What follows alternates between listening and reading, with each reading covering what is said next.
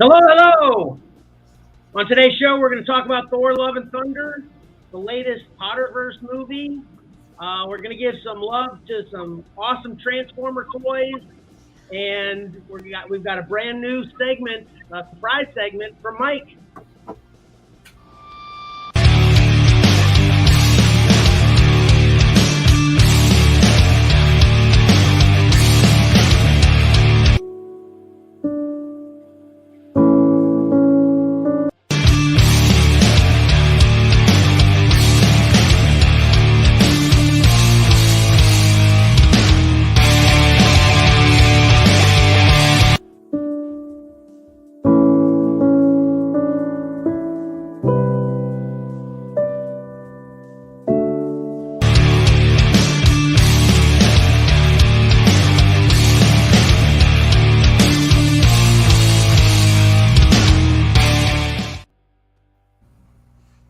Welcome to your favorite live streaming podcast, Comics and Collectibles in the Crawl Space by Xcellar Comics. As usual, I am your fourth or fifth favorite podcaster, for real, Kevin.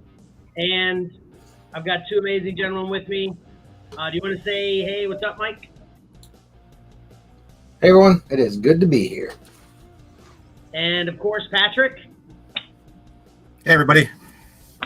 How's it going? Good. How are you? It's good. Good. That's an awesome background you got going on there, Mike. I can't wait to hear what's going on there. Oh, thank you.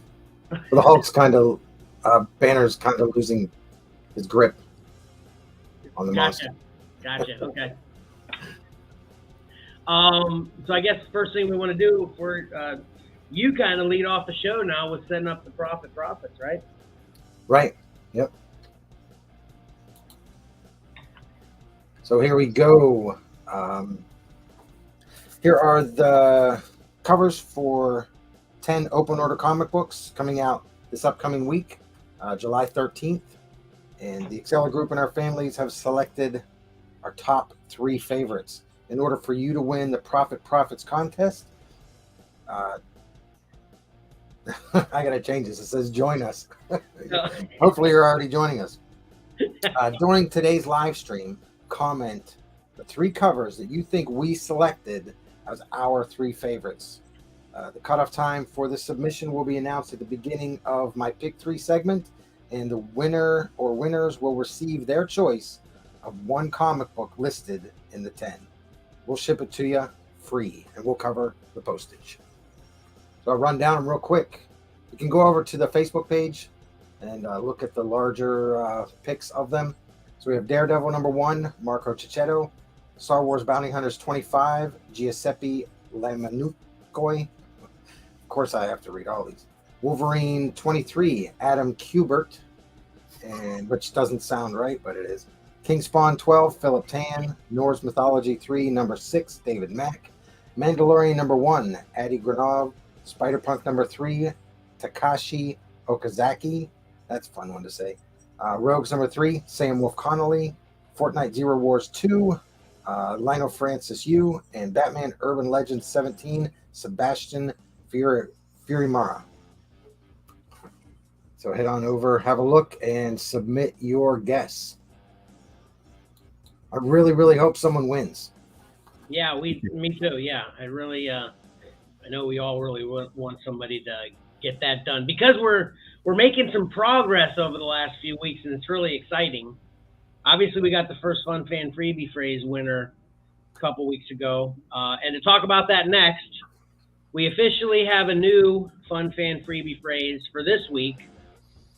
So once again, to test my fellow hosts, what was the last Fun Fan Freebie Phrase? I fail. Easily influenced viewer, something like that. Close. Do you have any of the words, Mike? Come on. Besides easily and I wrote it down last week, but I the thing is I don't pay attention to it because I can't win it. And nobody's asking me on the street for inside information. Right. But in case they do, I don't want to have it. So it was easily pleased. There you go. Right. Yeah.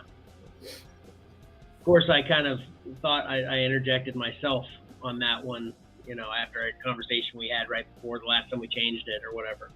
But the first word of the next Fun Fan freebie phrase is regularly.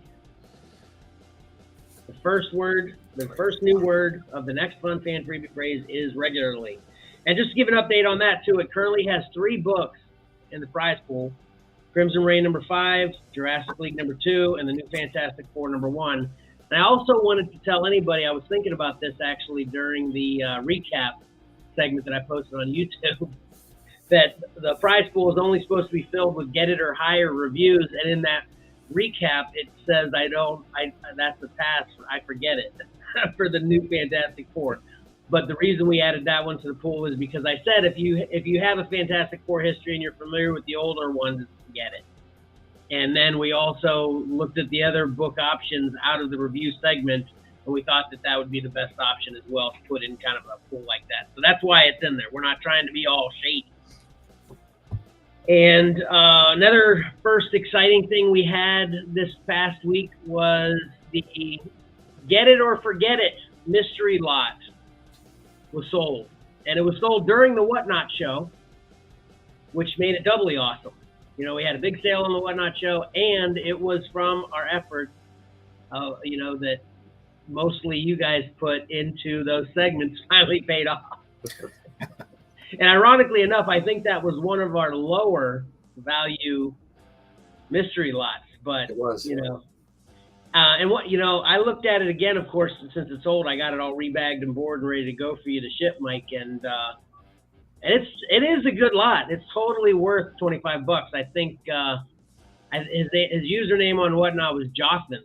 He'll be happy with what I get, or what he gets, I think. So, and then we got an update here.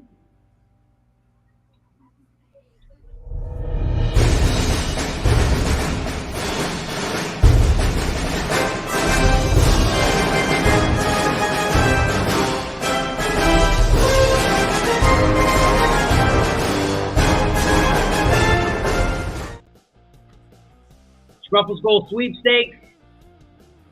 First thing is we're up to 31 subscriptions now. So once we get to 50, we've got a big prize to give away to everyone, or to everyone. We're going to make not everyone. Everyone that does any of those things: subscribe, comment, retweet, like, follow, share, gets entered in a prize pool, or a raffle, whatever, to win. And we're giving away 2 movie tickets, a movie, a comic book, a slab, a Funko Pop, and an action figure. So, just to let everybody know that is participating in that too, that, I guess, once we get to like 45 and it seems like it's imminent where it could be the next week, I'll actually get all the stuff and I'll show specifically what Funko Pop and specifically what action figure will be, stuff like that, once I actually, pick them up. Maybe pick them out of my own collection, which is what I do a lot. Or maybe Patrick will donate one and then Mike will donate one. You don't care about Funko Pops anyway, Mike. You just hook me up with one of those random ones that are around your house. Yeah. I think I counted mine because we've talked about this. I think I have 12 or 13, maybe 6. You're doing good then. Yeah. We actually did the same thing. I have 19 myself. Because I don't collect Funko Pops. Do you have a number, Pat? I do not, but it's more than both of those, I think, unfortunately. The interesting thing too is everybody, all the kids, well, us too, not all the kids, but all the kids in my family got this itch to figure out what the value of their Funko Pops were. So we got the Funko Pop app, and if you enter all your Pops in there, it'll tell you what the value of all your Pops are. And it seems like a very volatile industry because when we first entered it, I had the least Pops in the house, but my Pops were worth like 500 and some bucks. But then, like 2 days later, I had the value was the least of anyone in the house, dropped to like 500 or 419 bucks or something. So it like changed that swiftly. I don't know whether I just looked at it at a bad time or not, but that was fun anyway too. So, all right, then the last thing we got is the random username shout out for the week. And that is, I'm going to just pronounce it this way, but then I'll spell it, Raycark81. It's spelled RACARC-81. So Raycark, apologize if I'm mispronouncing your intention for how you say that, but if you're listening now, you get, what is it again, Mike? If you're watching the show and you let us know you're watching the show now, you get, I think it's 20, is it 20% off? 25% off, I think. 25% off their next eBay purchase of ours. Right. From our store. Yeah. Not just any seller. Not anywhere. Yeah. Right. From Xcellar. And then, yeah, go ahead. If you're watching it anytime, because obviously YouTube is infinite, it can be 20 years from now, Raycark. If you're watching this show and you comment on it even after the fact, we'll get the notification no matter how long later it is. And then that'll get you 10% off your next eBay purchase from us. So that's about it for the things that make Kevin go broke segment. No, I'm just kidding.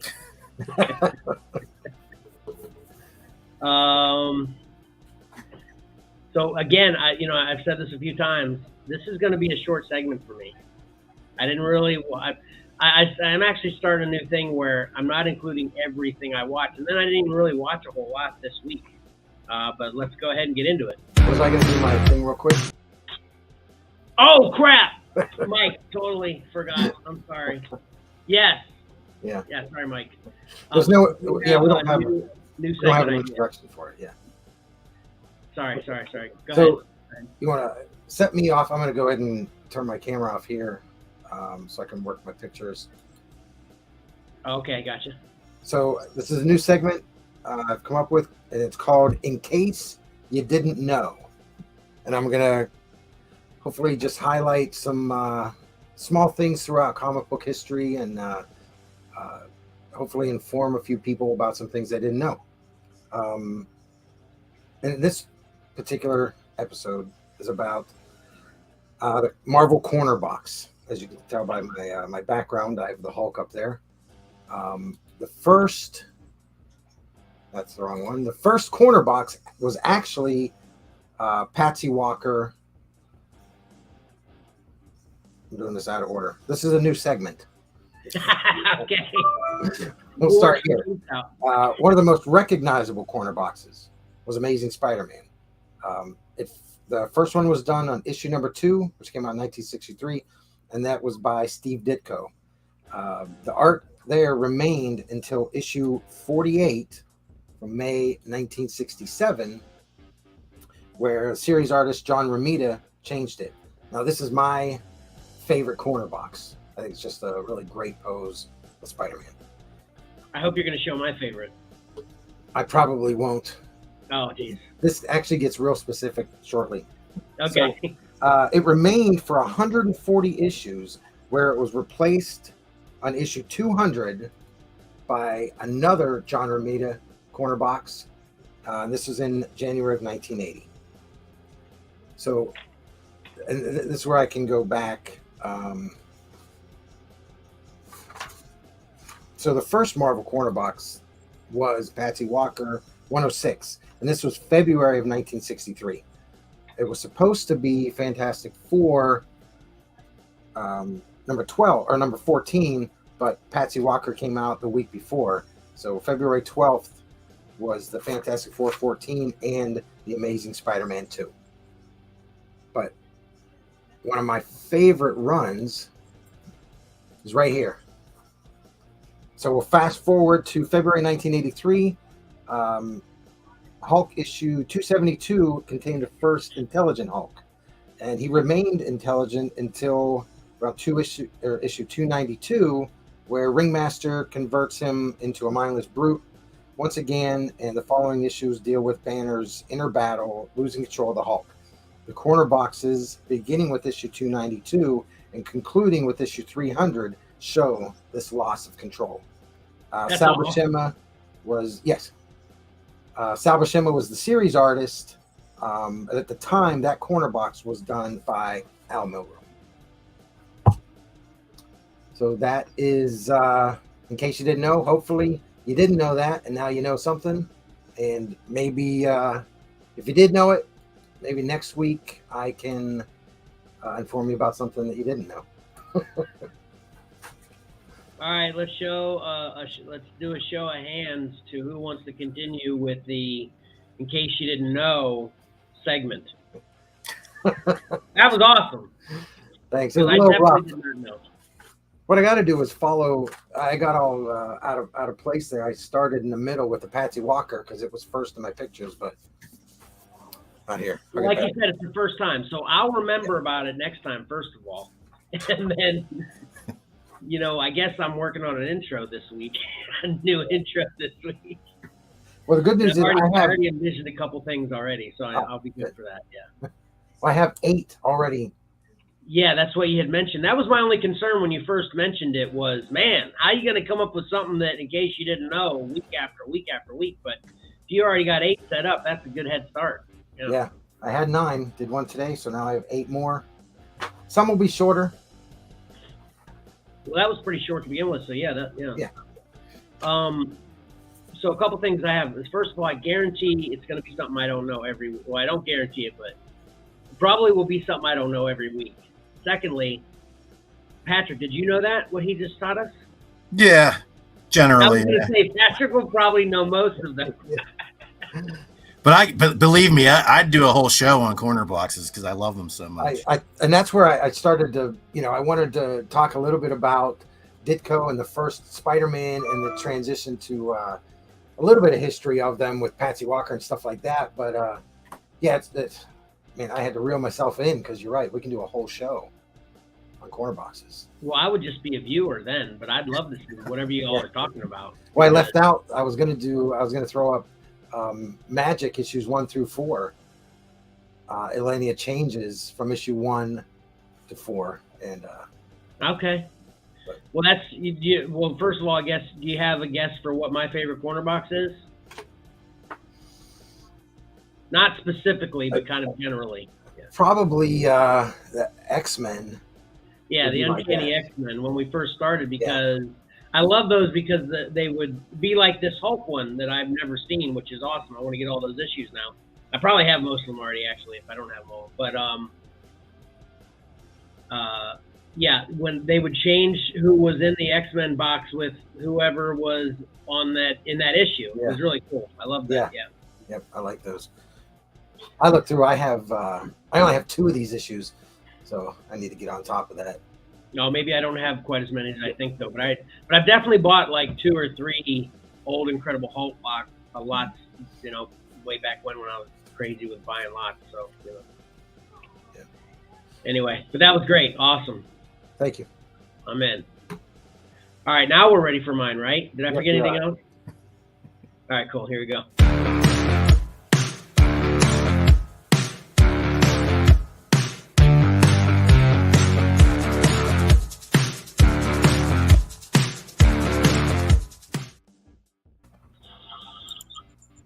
All right. So, as usual, I'll start from worst, and then we'll get to the good stuff. Okay. But as usual, I watched some fun stuff. And Mike, I know you had mentioned before with what I've shown, you can kind of judge from the posters. So just tell me off the bat, what do you think of this one? It would be a hard pass, but I'm intrigued because this is the first one. Oh wait, no, you're going worst to best. Yeah. Not surprised. So this is Cosmo Ball, okay? Now, it's a sequel to Nether Blasters. No. This is a Russian movie. Actually, came out in 2020. Came out in the States in 2021. Actually, I did another better job too. I've got some super deets now. So this is by the CTB Film Company from Russia, written and directed by Dzhanik Thaziev, 2 other people too, but I'm not even going to go there in pronouncing their names.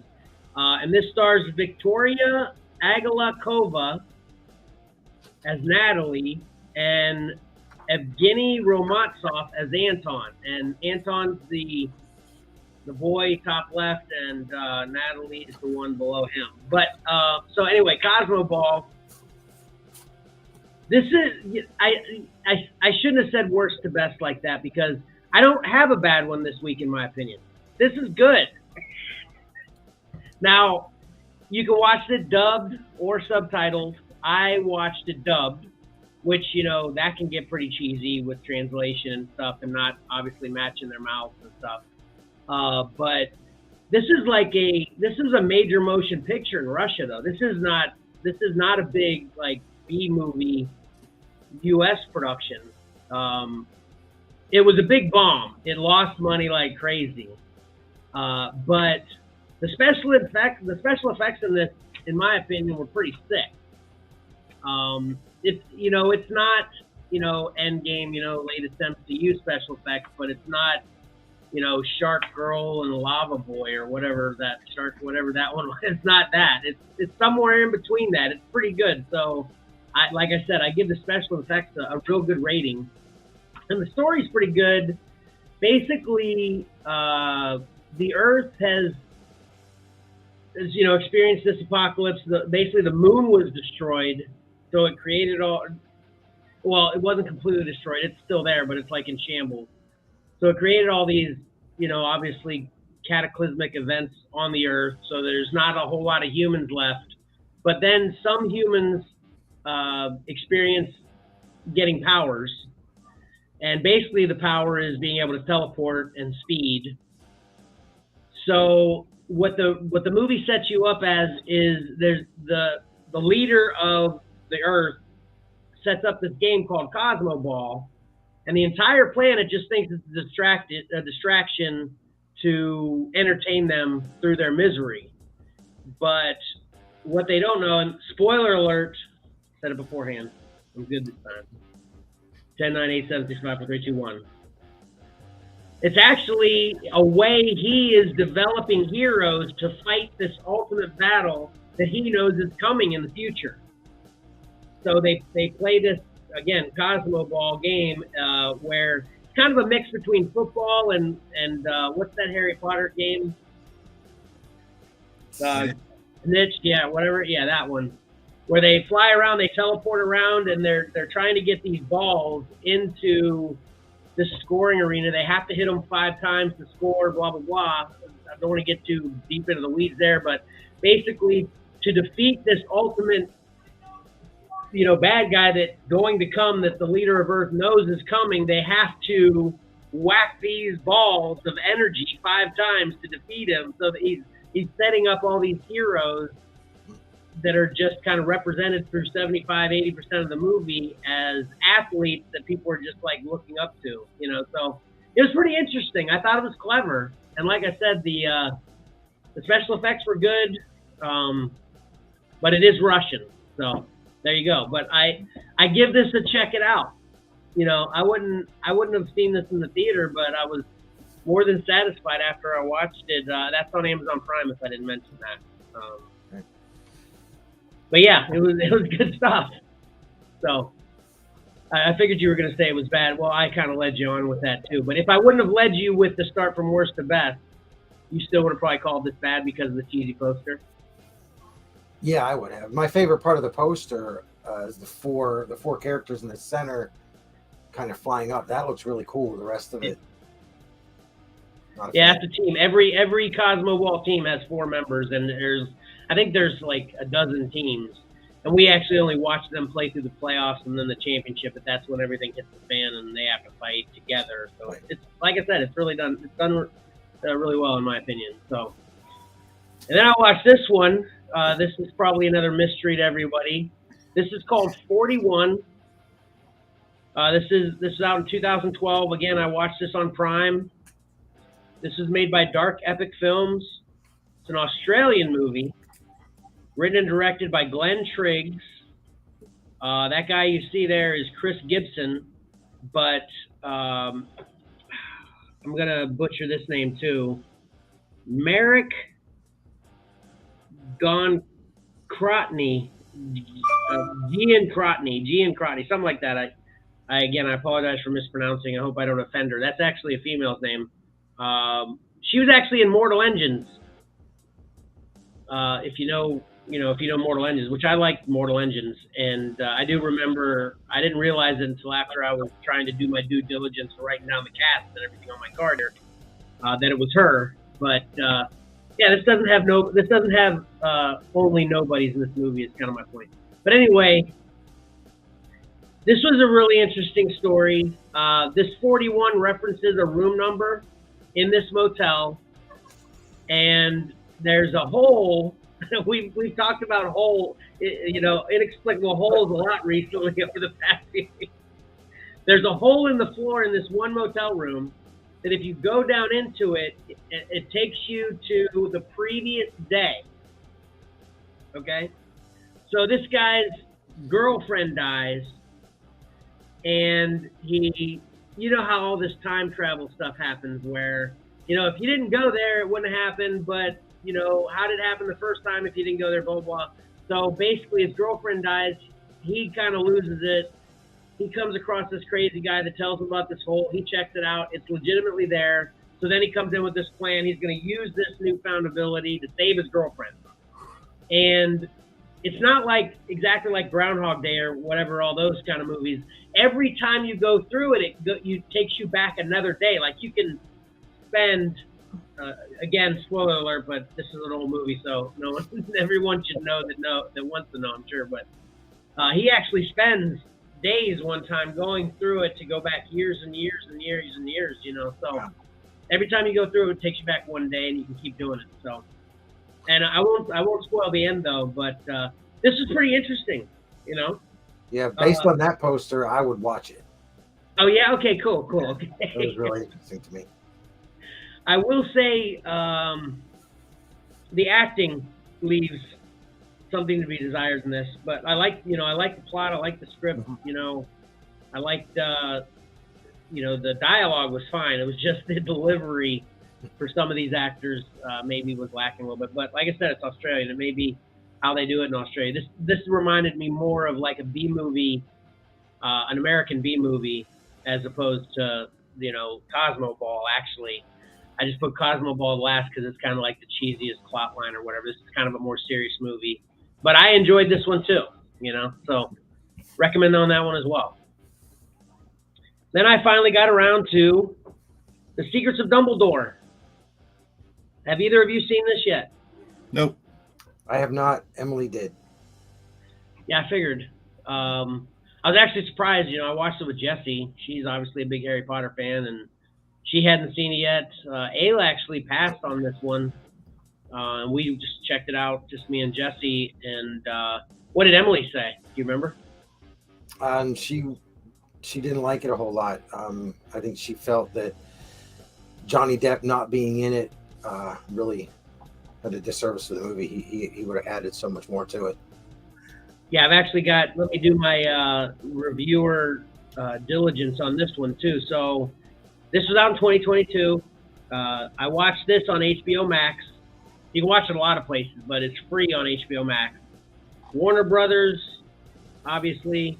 This UK-US movie, written by J.K. Rowling, obviously, directed by David Yates.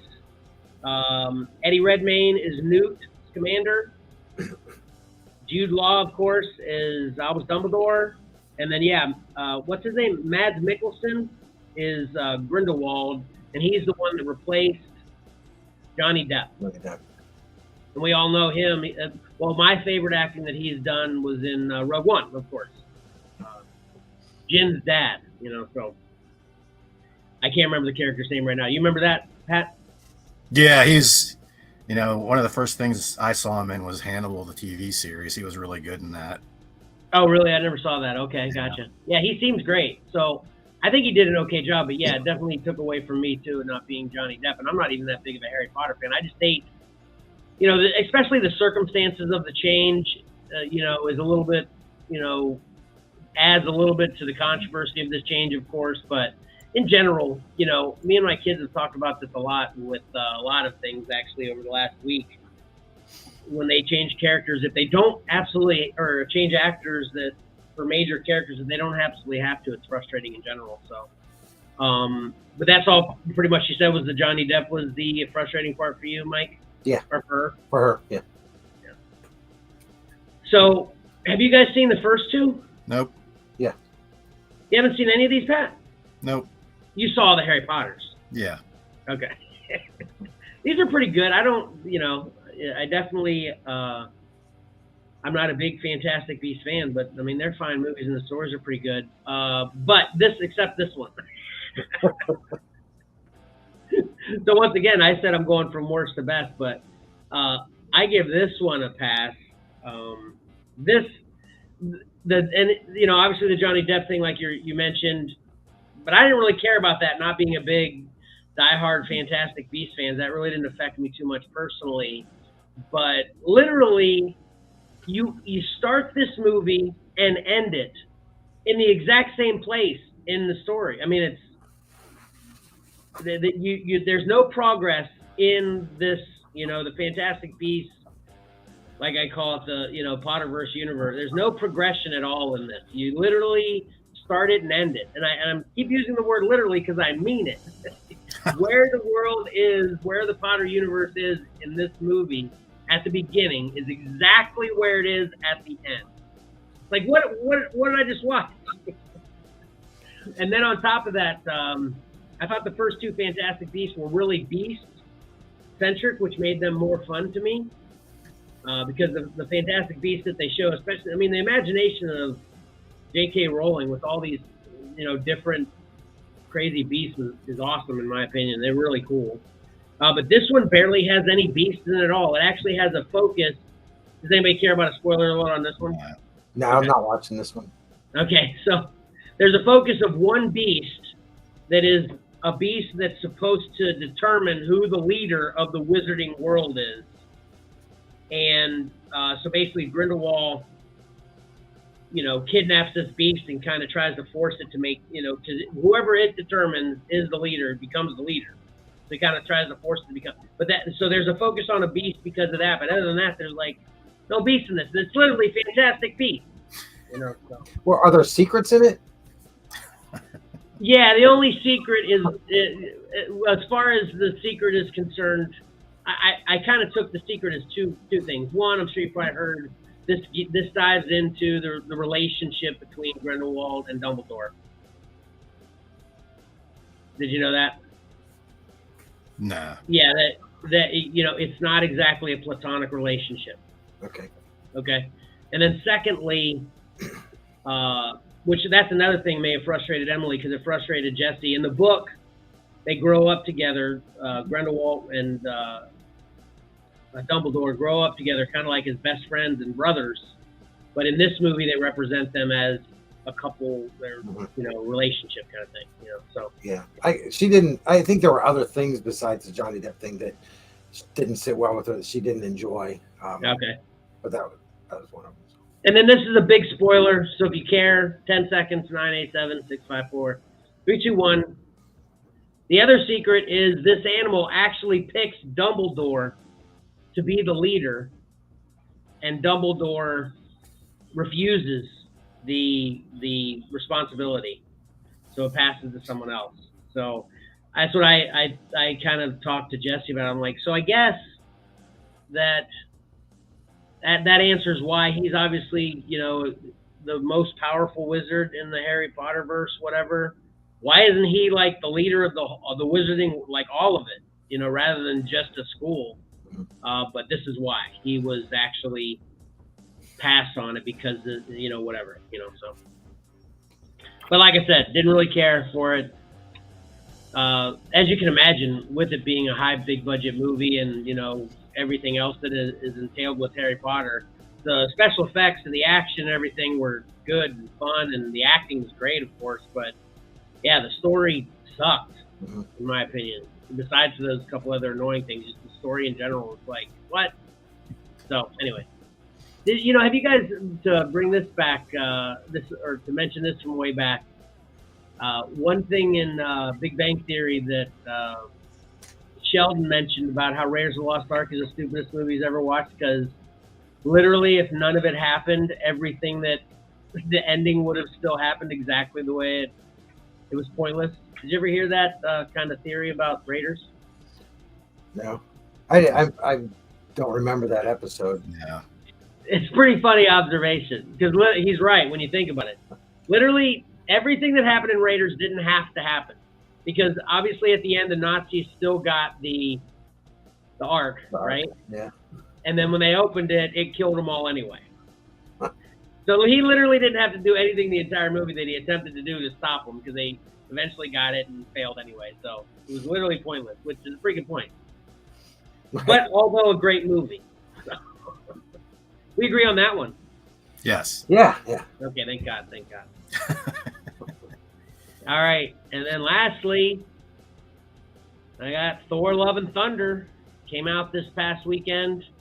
Did anybody see this? No, I haven't got to go yet.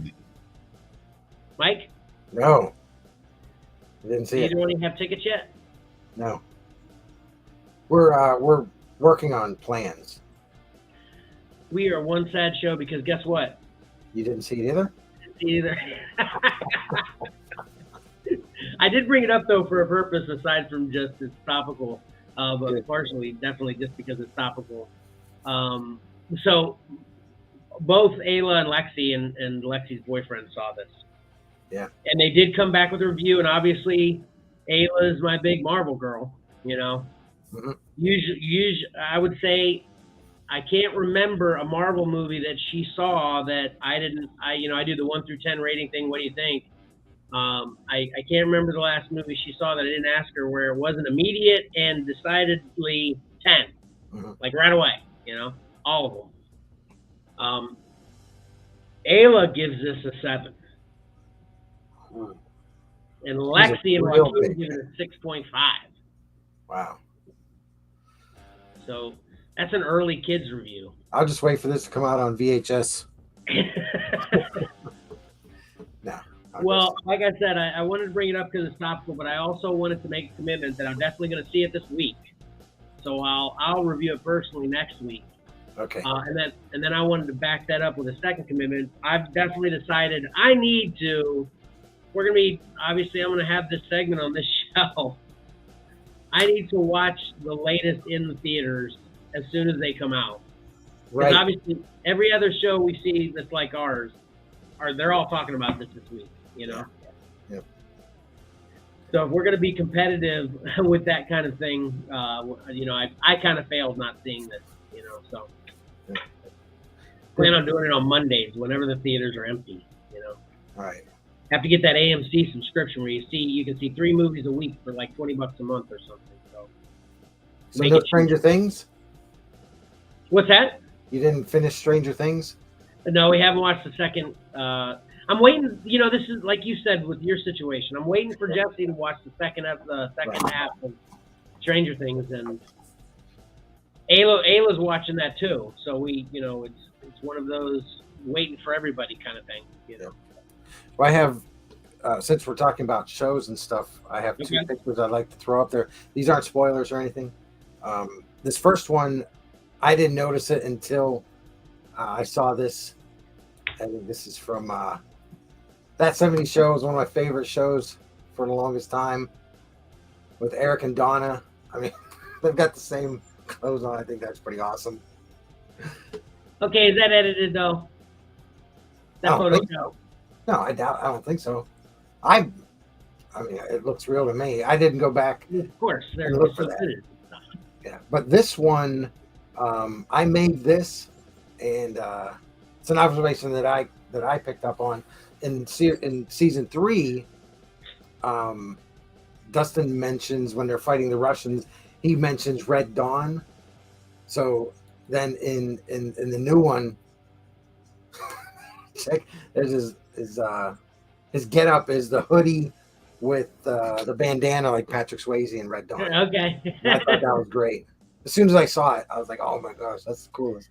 Well, that makes sense to me. That I would not try to second guess that one because obviously he lives during the time frame that movie was out. Yeah. But the 70s show came out way after the time period that Stranger Thing is, so it would be just a complete coincidence. And them having identical shirts Yeah, I think it's just a fun little nod. I don't think it's.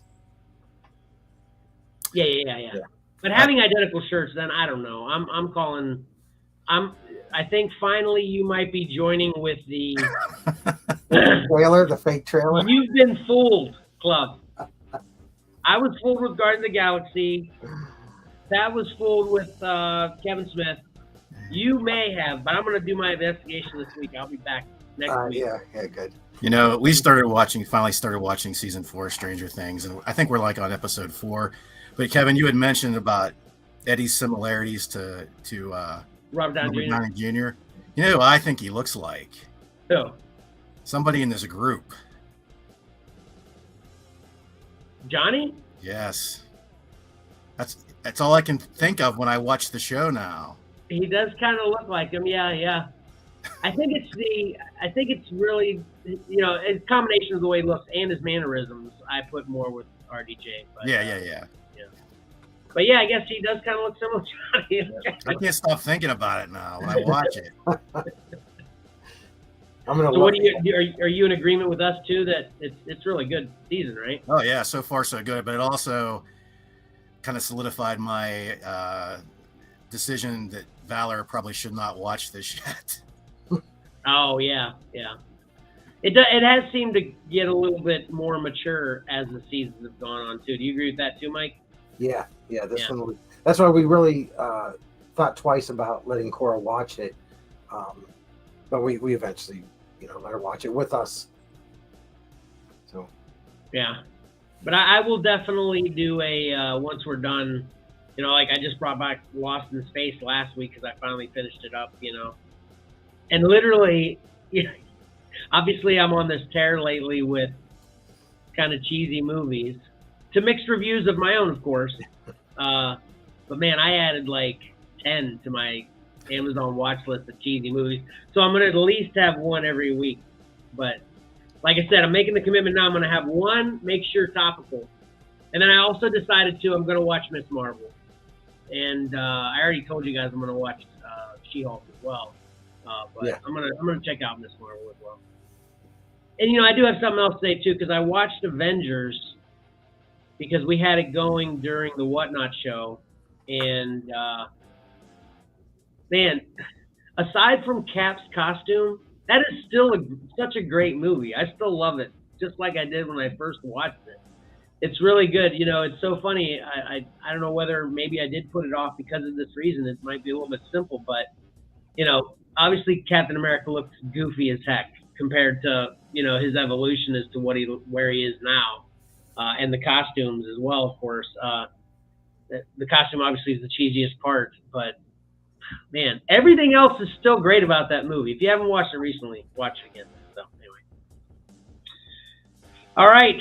So like I said, a short week or a short viewing schedule for this week for a short segment here. So Mike, did you disappear because you're getting ready now because you know I was done? No. My battery on my phone was dying, so I ran and plugged it in. Oh, nice. All right, so yeah, you're on deck, and we didn't have Hamilton here today. We don't have any. Yeah, I'm disappointed. I was really hoping he'd be here. That's okay. He said, my Whatnot show on Friday was 4 hours. Yes, that was long. Killed my phone batteries. Talking about phone batteries. Well, I had my laptop working for it finally because I got something I'm going to talk about later too. But yeah, I was especially. I don't think if it wasn't my birthday weekend. Oh, that's just a shameless plug here. It's my birthday tomorrow. Tomorrow, yeah.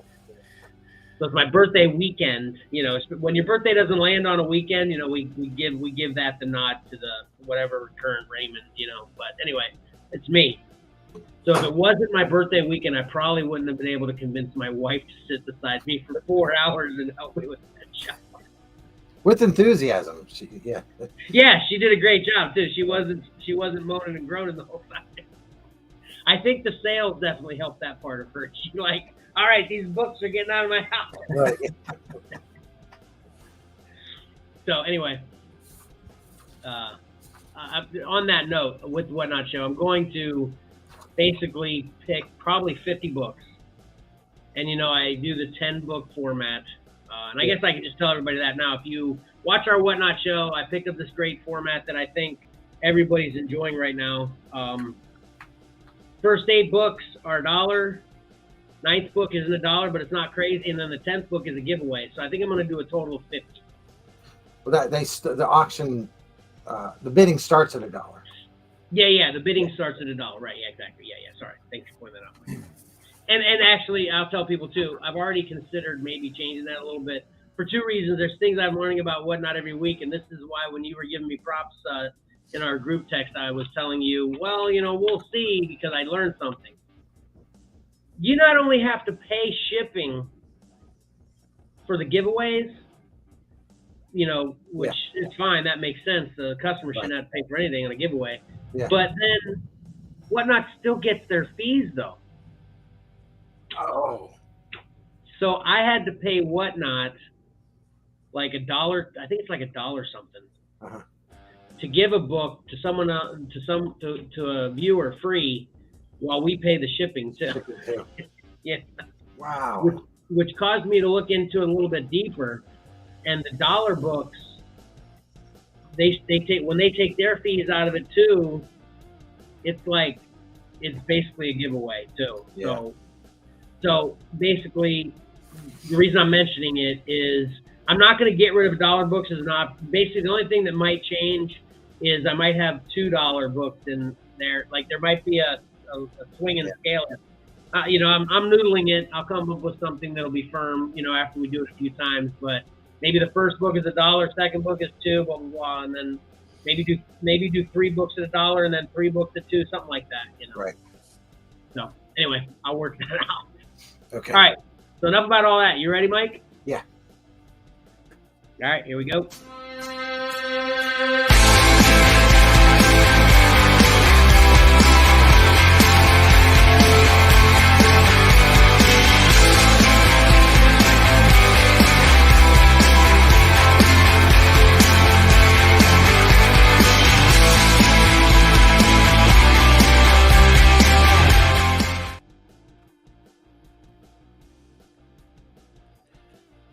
All right, it's time for the pick 3. Our 3 favorite covers of the week. We had, unfortunately, no guesses this week. No guesses. No guesses. I actually already saw when I was entering what the winners are too, and I wouldn't have been able to guess. Yeah. Well, it was the top 3. They did it handily. Yeah. Well, one I definitely knew was going to be handily. That's for sure. Yeah, because your whole family voted for it. Right. So I struggled on picking 10 covers. I had 4, and then I had to recruit Marcus because he's got a pretty good eye, and he helped. Of course, the 4 that I picked, he picked those too, and I was like, no, you got to pick something different. So he actually selected 6 of these. Oh wow! Okay. And when he was done, I was like, yeah, good job. Those were actually really good. Yeah. So we will start with number 3.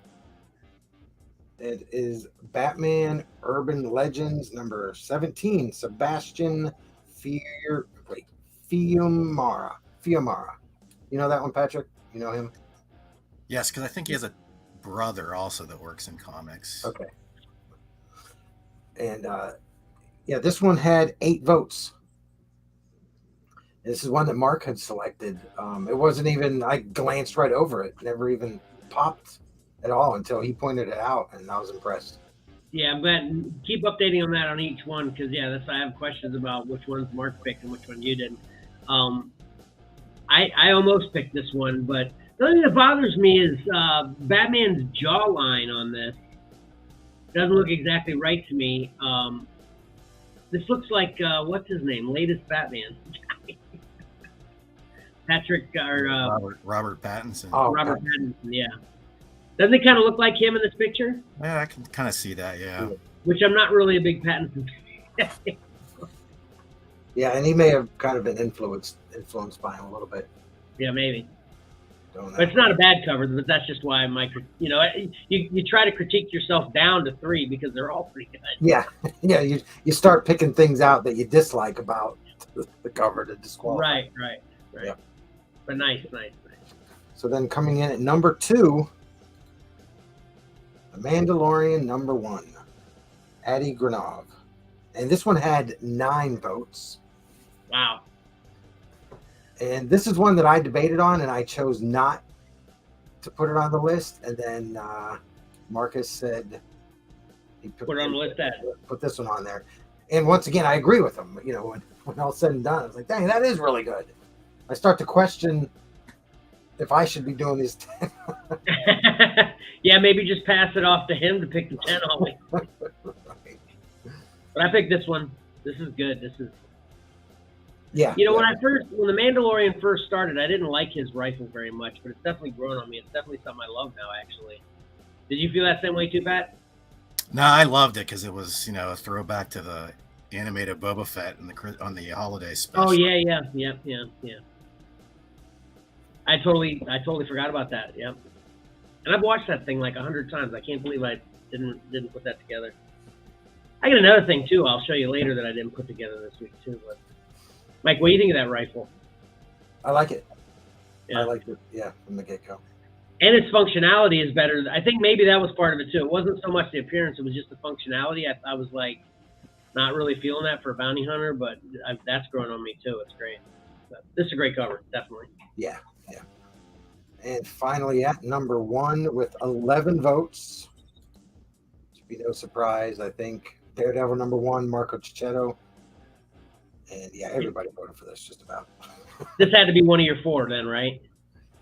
Yeah, this was mine, but this is also Marcus goes Daredevil. I said, sorry, I already picked that one on. Yeah, this is sick. It's a great cover. Yeah, it was difficult because there are some. There's a Dan Panosian cover for this. I love it. I don't think it would have worked for the top 10, but I ordered it for myself. And this is kind of like Batman 125 last week, just a ton of covers. Which hold on one sec before you go any further. Did I take this away or not?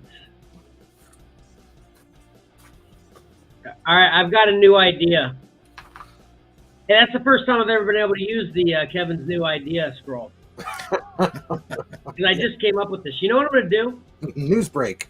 What? Yeah. I'm going to start having a Wednesday Whatnot show. It's going to be a short show where I'm going to sell the 10 books you pick for the top covers of the week. I can't do that this week because I'm going to have to plan it in my life. But starting next week, I'm going to have it's going to be my second Whatnot show, and I'm going to do the top 10 covers of the week. That's at least how it's going to start. It might grow from there, but I'm going to start doing a show every Wednesday night on Whatnot to sell the top 10 covers of the week. Not this Wednesday, but the following Wednesday. And most of the covers should be easy to get. That's why I keep it right to open order, so there are no, artist, special variants or ratios or store exclusives. Yeah, I just got to get to the store early to make sure I get them because they're the best ones. Yep. Yeah. And I don't know whether either, both of you were in the show kind of sporadically, again, with a 4-hour show and whatnot. Did you guys realize I actually called Painted Visions New Dimensions twice? I didn't catch that. I didn't notice it either. Yeah, one of the guys that he lives in Sterling. One of the viewers lives in Sterling, which isn't too far from us here, Pat. And then he was asking me which stores we go to. And I'm like, I go to New Dimension and Gateway, which used to be Flashback. They're right across the street from each other. I didn't realize it until after the fact. I was, again, doing my rum trick. So, But can you put those 10 covers up again, Mike? So I want to know what 4 were yours originally. Daredevil, Bounty Hunters, Wolverine, and Norse mythology. Oh, really? Okay, that was one I was going to ask you because Ayla picked that one. She's a big Norse mythology fan. Yeah, that actually came in 4th with really? 5. Yep. That's shocking to me. Yep, 5 votes. I should be too shocked. Is 11 the highest we've ever? Have we had a 12? I think we had a 12. 12, I think, is the highest, and that was Lee Bermejo, Lee Bermejo detective cover. Yep. But we had a lot of single votes. Say that again. We had a lot of single votes. Bounty Hunters got 1, Marcus. Wolverine got 1, which was Ellen. And then Spider-Punk got 1, which is Cora. And Fortnite Zero Wars was Valor. So a lot of single votes there. Oh, so Rogues didn't get any. Yeah. Rogues got 2. Oh, Rogues got 2. Okay, gotcha. Yep. Yeah, my least favorite was Rogues, and then Norse Mythology, I think, was the second least favorite for me. I actually almost picked that Spider-Punk too. That's actually a really good cover. Yeah. They're all good. Yeah. This is just the top 3. Details on the top 3. Gotcha. So, no ties this week. No, it was close right there though, 8 and 9. Yeah. But nice. Yeah, I'll have to get you. Well, actually, these 10, you can go on Gateway up until Monday afternoon. They have their order list open, and they'll get you the books. I think you've told me that 100 times, and people have been witness to you telling me that 50 times on this very show. Yeah, sure. I think I've probably even sent you the link. I'm going to have to start doing it, though, since I'm making this whatnot commitment. Yeah, you've sent me the link 25 times. Yeah. Yeah. So you can do it this week, up until Monday, if you want. You don't have to. No, that's a good idea. Well, no, I don't have time for the show this coming Wednesday, but I'll start doing it this week. So, all right, let's. I switched these up, I think, a couple times over the last 2 weeks, so I'll just get your guys' preferences. Do you prefer to go into You Got a Deal Now or comic book reviews? Well, today I would say reviews because my phone is charging. Oh, crap. That's why I panicked. The battery flashed up. I thought, oh no. And you need that for your research. Yeah. Do you think the comic book reviews? We'll do the comic book reviews first before You Got a Deal every week. Then we'll make that standard. Yeah, I was going to be trying to phone my car. Does that sound good to you? Yeah, it doesn't really matter, but yeah, if we want to stick to that. All right, cool. Let's do it.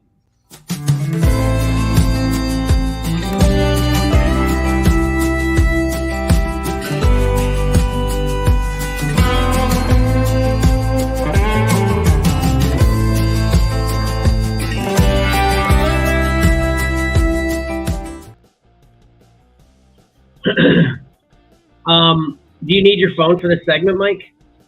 No. Okay, cool. Why don't you start off this time? Nice. All right, send it to you. Did yes. you use it? Did you use it today? Yes, I did. Awesome. Yep. Right. This is the first, and actually that's what prompted me doing something similar for my shows. Gotcha. So, yeah. All right. Who's up first? You. Oh, okay. All right. As promised in last week's show. Yeah, okay. I am reviewing The Bunker. Nice. So I've got The Bunker #1. This is from Oni Press. It's a double-sized issue. I was going to do the first 2, but after reading this, I can't do a review on the first 2. That'd be 3 issues. There's a lot of information in just this one issue. So we have Joshua Hale Fialkov is the writer, and Joe Infernari is the artist. I need to say these names out loud because when I read them, it's easy in my head.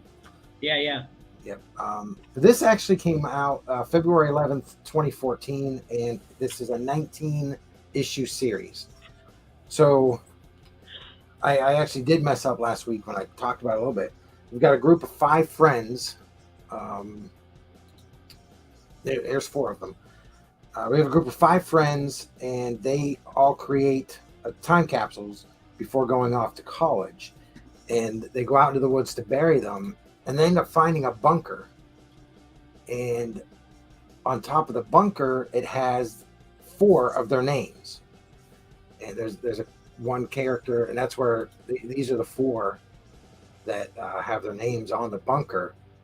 Okay. Heidi is one of the girls, and her brother is Billy, and his name isn't on the bunker. And it says right there, it's like, there's got to be something here for me, right? There's nothing in the bunker for him at all. Each of the other 4, they find letters from their future selves. But once again, there's no letter from Billy in there. And one of them, in the future, one of them becomes president of the United States.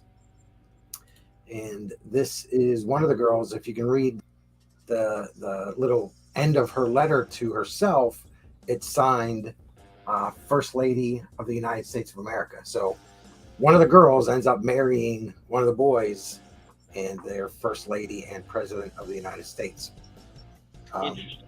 Yep. And what they find out is that one of the 5 causes the collapse of civilization. Oh, geez. Yep. And later on, we end up finding out that there was a letter from Billy.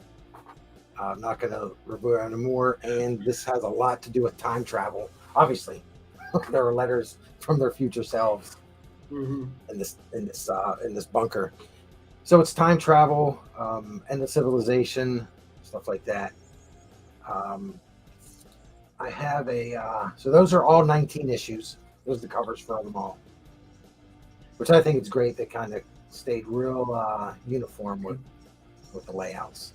Do you have them all? Did you say you have them all? Yeah, I have them all. Is this your CLZ app screenshot? Yes. Nice. Yeah, that's got issue 9 there is kind of a different type cover, maybe a B cover. 1, 2, 3, 4, 5, 6, 7, 8, 9. I hope not. I'll be angry if it's a B cover. Now I need my phone. I see what you're saying. Yeah, the title's down a little bit more. I don't think they did B covers outside of number 1. Okay. But this is a what's the number 1 must get? Must have, yeah. Must have, yeah. This is a must have. Okay. I love it, but time. If you like time travel and stuff like that, there's some really, really shocking reveals in this that I don't want to spoil it because I really think people should go out and read this. And who doesn't love time travel? Right. Yeah. Some of the best movies are time travel. Yeah. Whenever you mentioned that about they find out one of them, I think you mentioned that before. Actually, you reread it that you remembered one of them are responsible for destroying the end of civilization in the future, or whatever. Put me really in mind of Umbrella Academy. Yeah. Yep. And I think last week I thought it was the one that becomes president was responsible for it, but I was wrong. It's one of the other ones. Gotcha. Do you already have this, Pat, or we're both going to have to go buy these up, I guess, because it's a must-have? Yeah, I do not have this series. I remember hearing about it when it came out, but I did not pick it up. You know what? Actually, I think this might be our first must-have, too. Even our get-its had caveats. You didn't even put a caveat on this one, Mike. You just this is a must-have. Yeah. So everybody viewing this. I do have a caveat. This is for adults. Okay, well that's good. Okay. Yeah, okay. Yeah. There's artwork and language that are not appropriate for kids. Thought I'd share that comment with you. Steven showed up. Nice. Steven, go back to the beginning of the show later on. He says he likes your background there, so. Yep. All right. Are you ready, Pat? Yeah, I can go. All right, cool.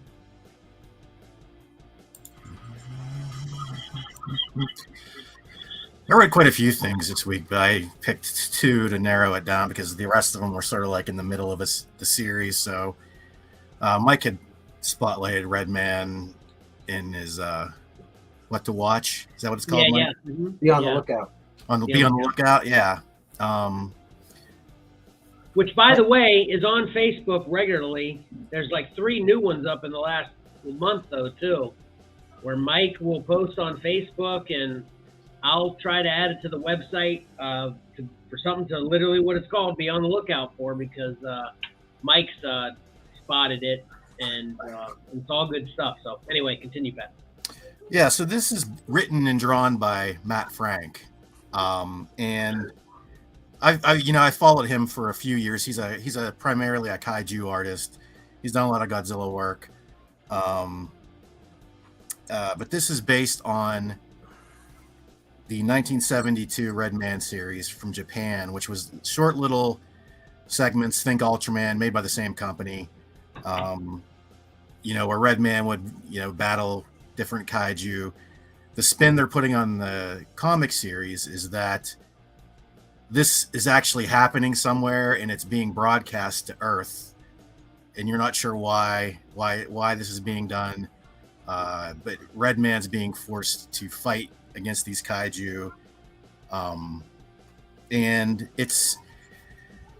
let's just say that there's not much story to this. It's kind of a funny thing because a lot of times when people talk about Godzilla or Ultraman and their translation to comics or their adult thoughts versus their childhood thoughts, they don't want the boring human interaction stuff. They want just the monster battles, right? So that's what this is. There's in sort of bringing it back. Marvel in the last couple of years has got the Ultraman license, and they're doing Ultraman books, and you're bogged down with the writers having to sort of create a storyline for the humans, because you can't just have all fights all the time. It has to have some human characters and some interactions and some storylines. Well, this doesn't care. This is just all kaiju fight, all 21 pages. So not much story here, but it's great artwork, great storytelling. As far as the fights, you don't ever get confused about what's going on or following the fight. It's very clear and consistent. There's no story to be read, no humans to worry about, just Red Man beating the snot out of a kaiju every issue, I guess. And you're also, I think, as the story progresses, you're going to try to maybe solve the mystery of why Red Man's being forced to fight the kaiju and why it's being broadcast to our Earth. So I would say this is one of those things where I'm sort of in the middle ground. I like it for the artwork. I like it for the battles. But if you're expecting an engrossing storyline, you're not going to get it here, at least not yet. So kind of on the fence with this one. Undecided. Okay. One thing I will point out, though, this is a $3.99 book from Behemoth, and it comes with a great cardstock cover and great paper quality, and it makes you wonder. Interesting, yeah. I've got something to say about that during mine, actually, too. Yeah.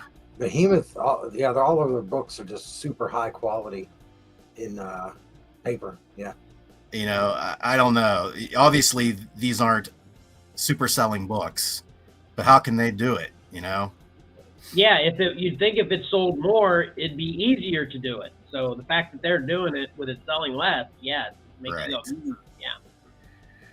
And speaking of the people that are doing less, you talk about a Marvel book who does not have cardstock covers. Sometimes their covers are not even thicker than their interior pages.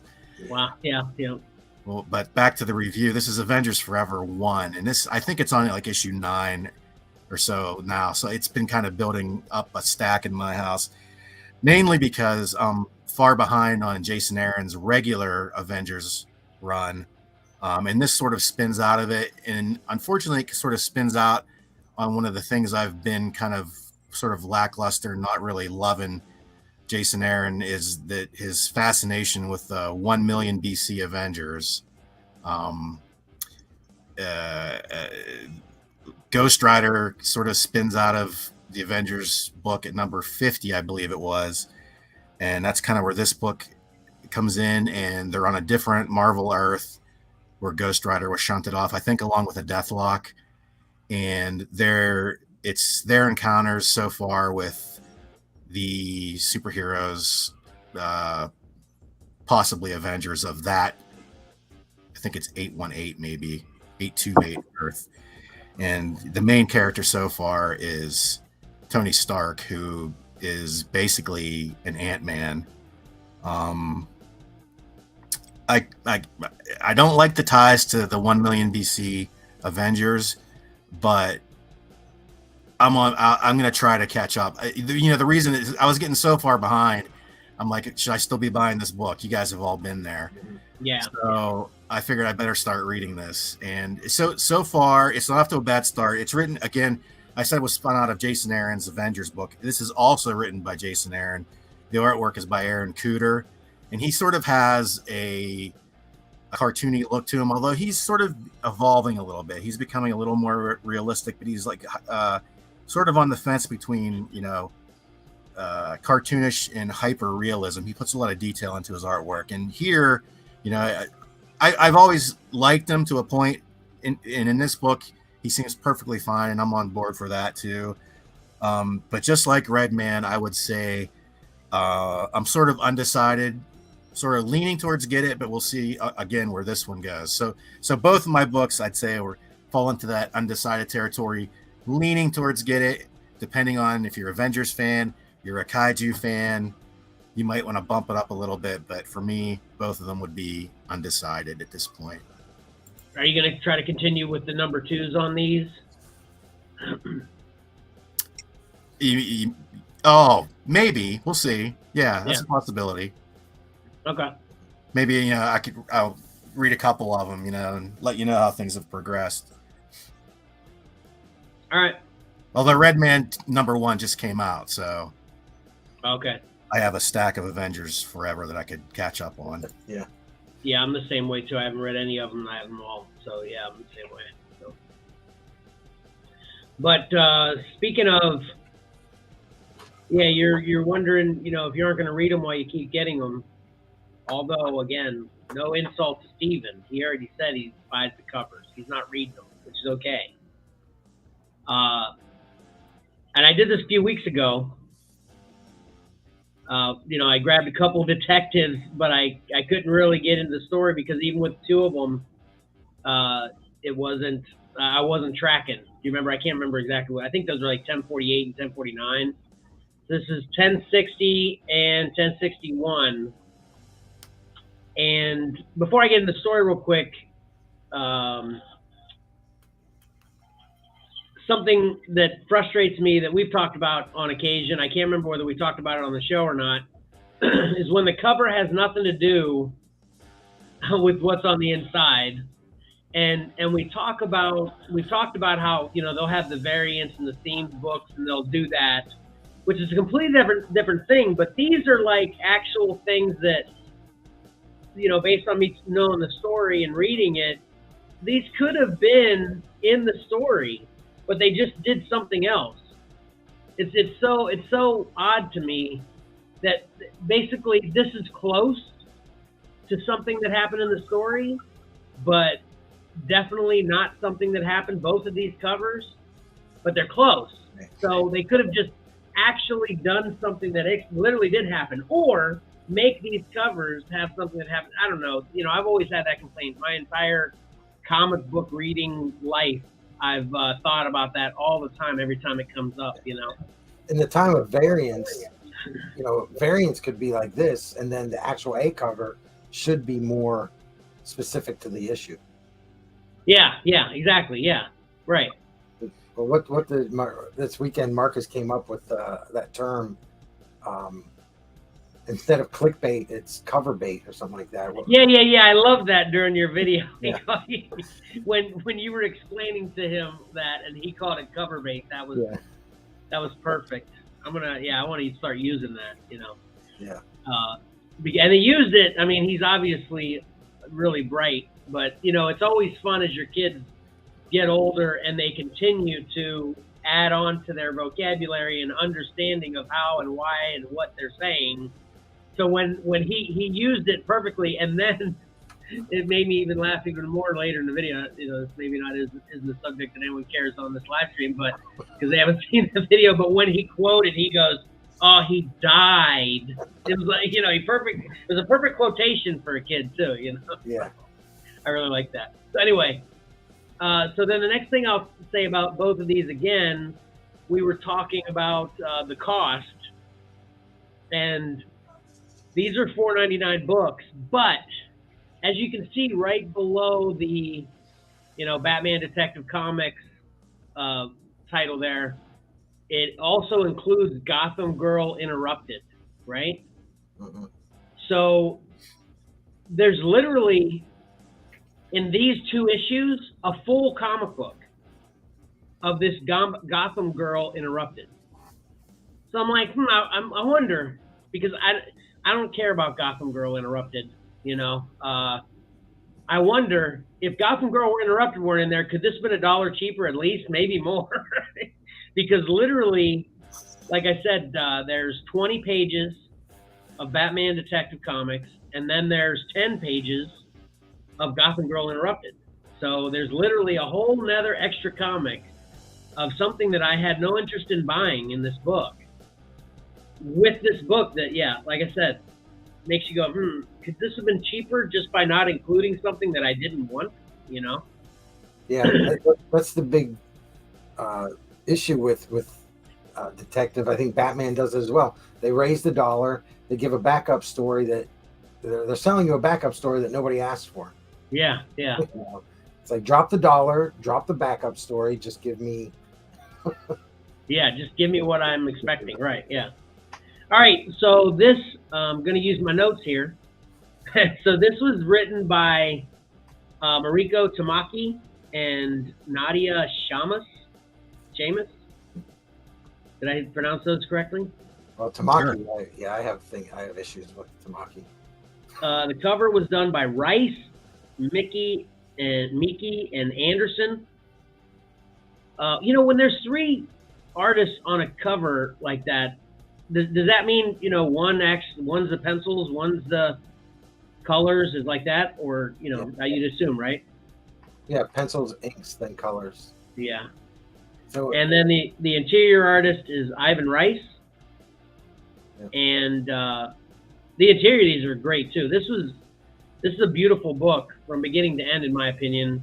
And you know, I don't mind the covers. I especially like the cover for 1061. It's really nice. Yeah. You know, I expressed my frustrations with them, obviously, but as you can see on 1060, this is a Riddler story arc, and basically, kind of in a nutshell, it's just a story as old as time, where someone who's persecuted, namely Riddler, for being a bad guy, quoting like Mark, you know, basically, you know, uses his, you know, the way Riddler works, uses his clever ways of doing riddles and pointing out to everyone that everyone else in Gotham City is a bad guy as well, technically. Everybody's got skeletons in their closets. So this is actually, I think, a 3-issue arc, and this is the 2nd and 3rd issue of the 3-issue arc. So I got to finish the entire story, so I got to see how it ended up. And but basically, like I said, he's showing the world and trying to force people to confess their sins, you know. And some of the characters he's doing that with are very, you know, ends up very bad people that are in positions of authority, namely a judge and a lawyer, you know, and stuff like that. These people that are convicting criminals, you know, are actually criminals themselves, you know. So he actually refers to them all as the citizen criminals, and he's actually doing a broadcast on YouTube or I don't think they state a specific social media, but he does this regular broadcast of, you know, dropping these riddles and hints and stuff to people as to who they should actually be looking at that are actually the criminals, instead of who Batman's after that are the criminals, you know. And it definitely comes to a conclusion, which I don't want to ruin, but I was really enjoying this.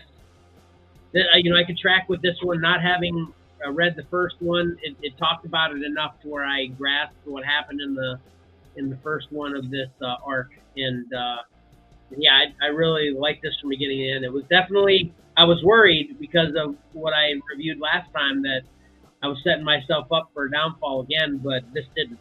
This was a detective I'm used to, you know, obviously with Riddler and Batman, and it was a well done story, and I definitely give this get it. I don't think I give it. Maybe if I read one, I might give it a must have, but definitely get it for both of these. 1060 and 1061 Detective Comics. Did you read Gotham Girl Interrupted? No. Dang it. Just wanted to know. Right. Very good. I'm kidding. Maybe you could, cut it out and send it to Mike, since you don't want it. No, I have. I'll read it. This isn't. It definitely, the biggest reason I didn't read it, well, partially is because I read these Detective this morning. So, Yeah. Cramp for time, So, and then secondly, every panel that I looked at in all of them had nothing but females. So it's definitely a, targeted towards females story. I'd assume from what I could see, Probably playing on what was that movie, Girl Interrupted? Yeah, Girl Interrupted with his, Gotham Girl. But that's the thing. I mean, did anybody care about Gotham Girl way back when Tom King created her at the beginning of the Batman Rebirth? Well, my vote is definitely no. So. Right. She didn't even look cool either or anything. I don't know, because I looked at like I said, I looked at the pictures. I just didn't read the story. So, but anyway, there you go. Both of mine are get it. Look at those reflections. Johnny's going to really have to pick that cover up. Yeah. I was actually going to say that about, did Johnny do his pick 3 this week, Mike? Yeah. Did he pick Bounty Hunters? He had to have, right? He did not. Oh man. Let me, I don't think he did. No, Marcus is the only one to pick Bounty Hunters. Yeah, every time I see those reflections, just like you said that, I think Johnny now. So. I'm like, Johnny definitely picked that one, which it was pretty cool. And the reflections when the reflections are done really well, it makes it even that much better, of course. What's funny about that detective, I didn't notice the reflection in the mirror until just now when it was up on the screen. And I had looked at it numerous times. Oh, yeah. But I didn't know. Well, I think maybe that's part of the, attraction to them, especially for Johnny, obviously, is that they sneak up on you. Sometimes you don't even realize they're there. Yeah. All right, so then I'm going to talk about this for a minute. The reviewed book added to the Fun Fan freebie phrase this week. I guess we'll have to do The Bunker, number 1. Being a must-have. All right? Track. You can't have my copy. Track that down. That's what I was going to say. Now we need to buy 3 this week. 1 for me, 1 for the Fun Fan freebie, and 1 for Pat. Yeah, the trades might be better for you guys. Easier to track down, Oh, yeah. Well, I'm sure, I'm sure we'll be able to find that book. I don't think it'll be a problem. Yeah, I might have a double of one of the issues, like number 9 or something like that. And we're only including 1 with the lot, so right. Number 1. Remember. So unless you review it every week and give a must-have to every single one of them, which I'd be interested in seeing that. If somebody can win a whole lot, Yeah. If it survives that long too, Well, I'm gonna read them all, and I'll probably just do a little quick. I'm not gonna review each individual book, but I'll kind of throw out a little. I'm still enjoying it, or it's gone to trash, or something like that. Well, I'm actually going to tell you, I've thought about that a lot with our reviews. It would be really fun for like one of us, and since it was my idea, I'm actually thinking about it being me, is just reading just one title all the time for one of the books, and then another title for the next book, and cover it every week. That'd be great. That's why I was mentioning that with yours too, Pat. Yeah, you'd have to do back issues because, like Patrick, he can't do Redman number 2 for at least 30 days. Right. All right, yeah, you'd have to. So you'd have to have 4 books you'd be doing that with in that book, right? Unless it's Amazing Spider-Man or something that comes out weekly or bi-weekly. Or Saga, or Saga that doesn't come out every 6 months. Yeah. Yeah, I guess those are the problems there. But you could definitely do it with Bunker, so I guess you should do it first. Yeah. All right. Okay, cool. Oh, those are great reviews, though. So Bunker number 1 is added this week, though, to the Fun Fan Freebie. So, all right, we ready for this awesome, and I'm super excited once again for the Get It or Forget It, because we might sell it again on the Whatnot Show this week. So you ready? I am ready. Yo. All right.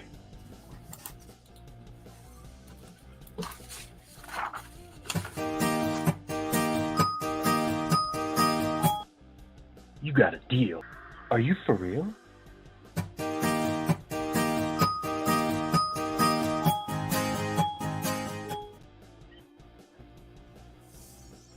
And this one looks pretty sweet, too. So, the ones I've seen. Oh, Cool. My phone is charged enough. nice. All right. We get a notepad here.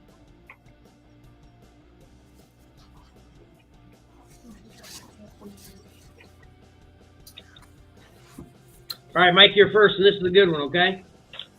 Yeah, so across the street, some people put up a lemonade stand, so Marcus just went out and got some, and it's real lemonade. Holy cow! Okay, I'm ready. Nice. There you go, Uncanny 365. Pretty awesome. The Yep. Ghost of Christmas Past. So there's no snow on this, but you know it's Christmas themed, so you're good. Yep. Oh man, this is a good one for you too as well, Pat. Got Web 42. That's awesome too. Just covering the Spidey boxes today. Right?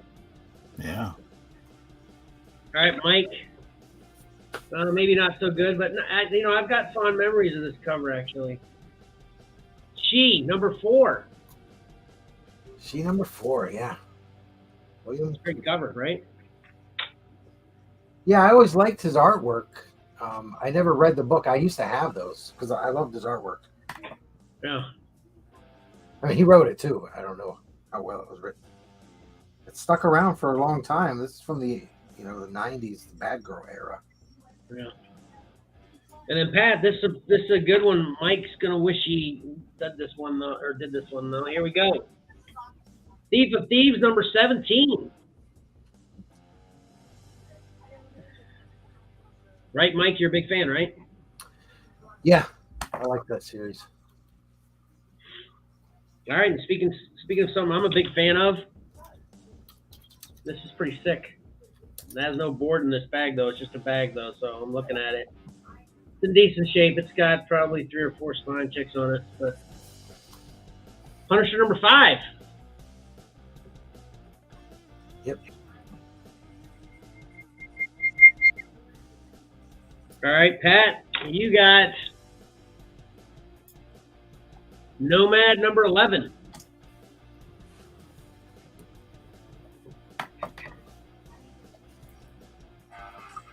Nomad. It's like a bad 1990s TV show. Right? You think I never read it. It could be really good. I never read it. You think David Hasselhoff could be the actor for that? Right. Nomad, starring David Hasselhoff. All right, Mike. This is cool one though. Marvel Comics presents 22. Cyclops. Man, anytime I see anything with Marvel Comics presents on it, I grab it pretty much. Yeah, I really like that series. Yeah. What is that, 22? Yeah, 22. Yeah. All right, Pat. This is a fun one for you. No idea what this is. Knight and Squire number 3. It's good to be the king. Are you familiar with this one, Pat? Nope. Mike? I have that miniseries, but I haven't read it. I got it because that it's real Batman-like, right? Doesn't it? Yeah. Batman's laying here all I'm assuming that's Batman. It's the Yeah, popular. it's kind of set in medieval times, possibly. Yeah. All right, Mike, you got JLA51. That's a great cover. Yeah, I like that. Used cover, right? I don't think so. Yeah, it's early Adam Hughes, I think. I like his pin on his hat. It says, I break for aliens. And then he's got, obviously, the Lantern for there, and Martian Manhunter, and fun cover. All right, Pat, you got another fun one here. Incorruptible, number 9. It's not a bad cover, though. You're a Mark Waid fan, too, aren't you? Yeah, these were pretty good books, actually.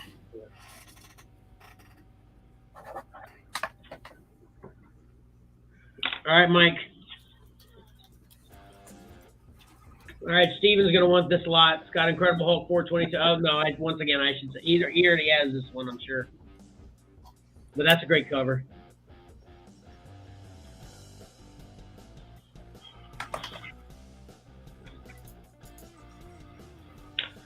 Uh-oh. All right, Pat. Got some value going on here, but this is kind of... This is a... I don't know exactly what to call this, but it's actually in a bag.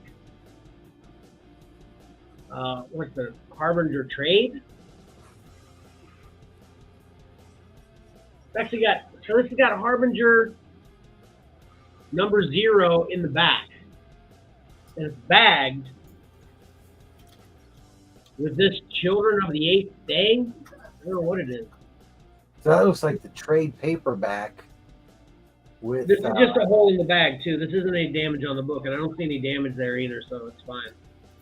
Yeah, it looks like the trade paperback for probably the first 6 issues or 8 issues, whatever. But it has a bagged with, or it's packed with the 0 issue. That's cool. Yeah, it's pretty cool.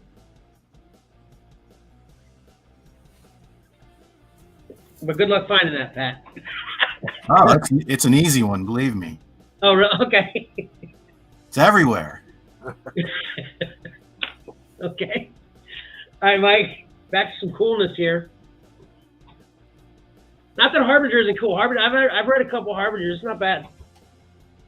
Because everybody wants to beat up on Valiant, including us. There you go, Pat, or Mike. Green Arrow 105.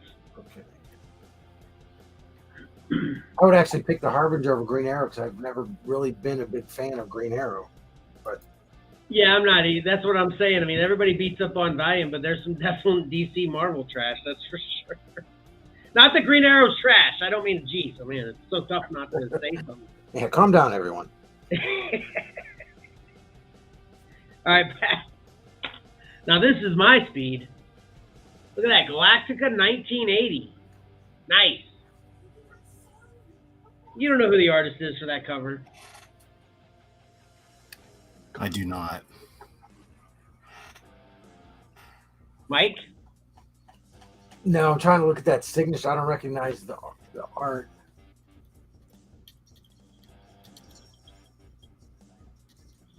That doesn't help. I don't know either. I was just kidding. Well, it says, I don't know if one of those are the... Oh, Perillo. I'm looking at it close now. Ah. You guys know Perillo. Right. No, I don't. All right, Mike. Oh, this is awesome. This is in great shape, too. Oh, man.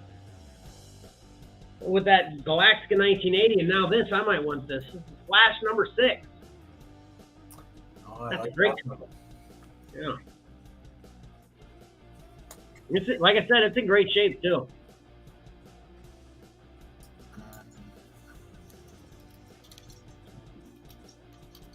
Oh, man. This is a great lot. The spine is just a little rolled, but there's one spine tick.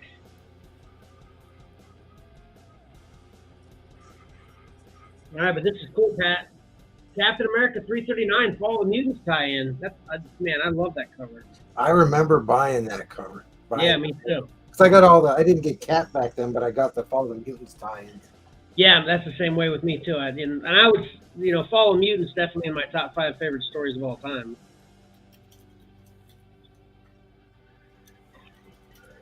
That one's probably worth the $25 this lot cost. Oh, I went right into the lot again without explaining it. I guess I'll just explain it where you guys are calculating. Mike. Yeah. Fantastic Four, $294. That's a great cover too. Jerry Ordway. $294. You have this one, don't you, Pat? Yep. It's right after John Byrne left the book. Did you read it? Yep. The story as good as the cover? Oh boy, I don't remember what was going on. I want a full review right now. No. That one was for Mike, though, right? Yeah, I have it. All right, Pat. Okay. Oh, Pat! Check out this Hellboy cover. Yeah. Dark Horse Presents 100. Do you have this? I do have that, yep. Hey, come. Bernie Wrightson cover. Oh, yeah, I like that Wrightson cover. That's sick. And this literally looks like it was... Oh, no, it's not. After closer... It doesn't have any color break, but it's got a couple... there's one that's got a color break. It's got... Actually, I'm not even going to say a couple. It's literally got 4. 4 little ticks. And one of them is color break.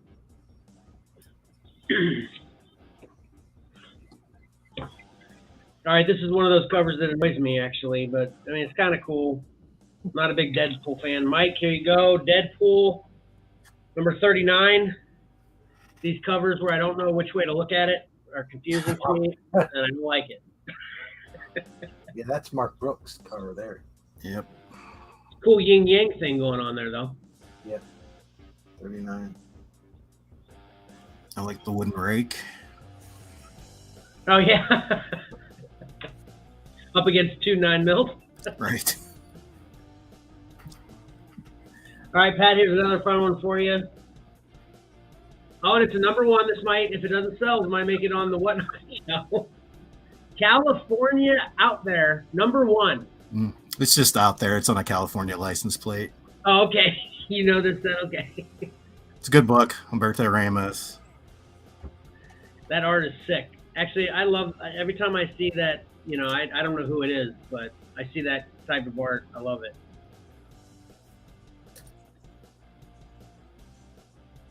Man. All right. Up. Oh, man. This is a great, I'm excited to hear the total of this lot. No kidding. This is for Mike. Marvel Comics presents 52. Wolverine versus Wild Child. Not the greatest Wolverine art, but definitely not bad. My favorite Wolverine costume. Yep. With a nice Grey Hulk corner box. Pat, you're getting all the off-title ones, but you probably know this. You probably own this. I don't know. The Boz Chronicles, number 6. By Epic. That cover, oh my God. You guys a fan of this cover? No. Not so much. Looks like colored pencil. I've seen those around, but I have no clue about that series at all. Yeah. Look like Brett Blevins from the signature there. Oh, yeah, yep, exactly, yep. All right, this is for Mike, Avengers 180. Oh, that's a good issue there. Yeah. Mm-hmm. Do I need that one? Maybe I do.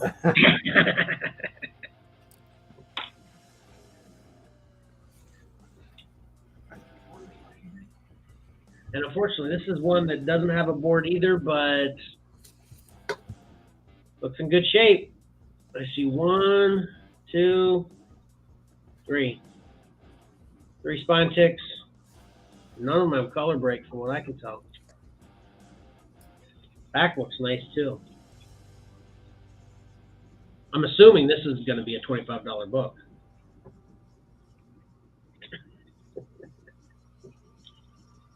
All right. Close. A kid. Pat, American Gods, number 9. Not a fan of this book, but I am a fan of most of the covers.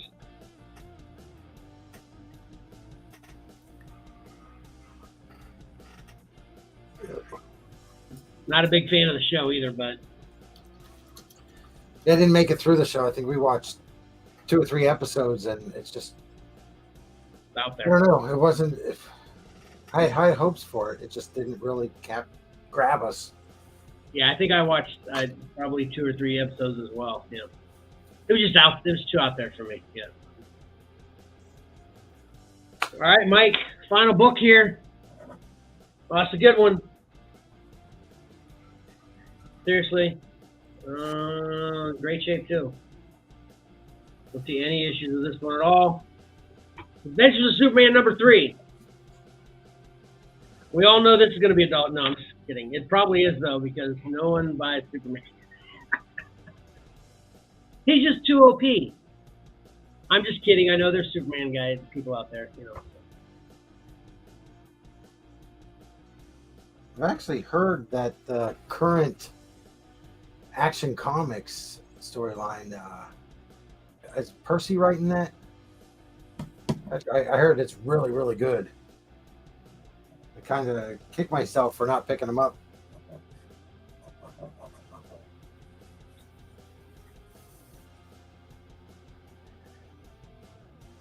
Now, Steven commented about that polybag. He loves collecting the polybag issues. Fun times. I agree. I'm one that I usually buy multiple so I can leave one in the polybag and then take one out, because everybody argues, you know, take it out of the polybag, you know. So Yeah. But anyway, so reminder on how all this works while the guys are tallying this awesome lot, that you can buy this lot from us for what we paid plus shipping, which is $25. And technically this was 26 books for $25 because the polybag has 2 in there. But if you want to buy this lot from us, you just have to email me at yougotAdealLotIsMine@gmail.com. Spelled out completely, no spaces, no other characters. Just yougotAdealLotIsMine@gmail.com and claim this, and it's yours for $25 plus shipping. And you have until next week at this time when we start the next lot to do that. And I'll also be offering this on the Whatnot Show at 7 p.m. Eastern Standard Time on Friday. What do you got, Pat? $38. All right, I'm not super excited yet. Mike seems to still be tallying. Oh. What do you got? I was done tallying minutes ago, but I was looking at eBay. Side tangent. 37. Damn. It's a rough one. I'm surprised. I thought a couple of those would have something. But still, so that's $75. There's a lot of good 80s and 90s stuff in there. Yeah, I actually like this one. It was kind of sort of up and down, but it was an interesting and different one. A lot of different things in there.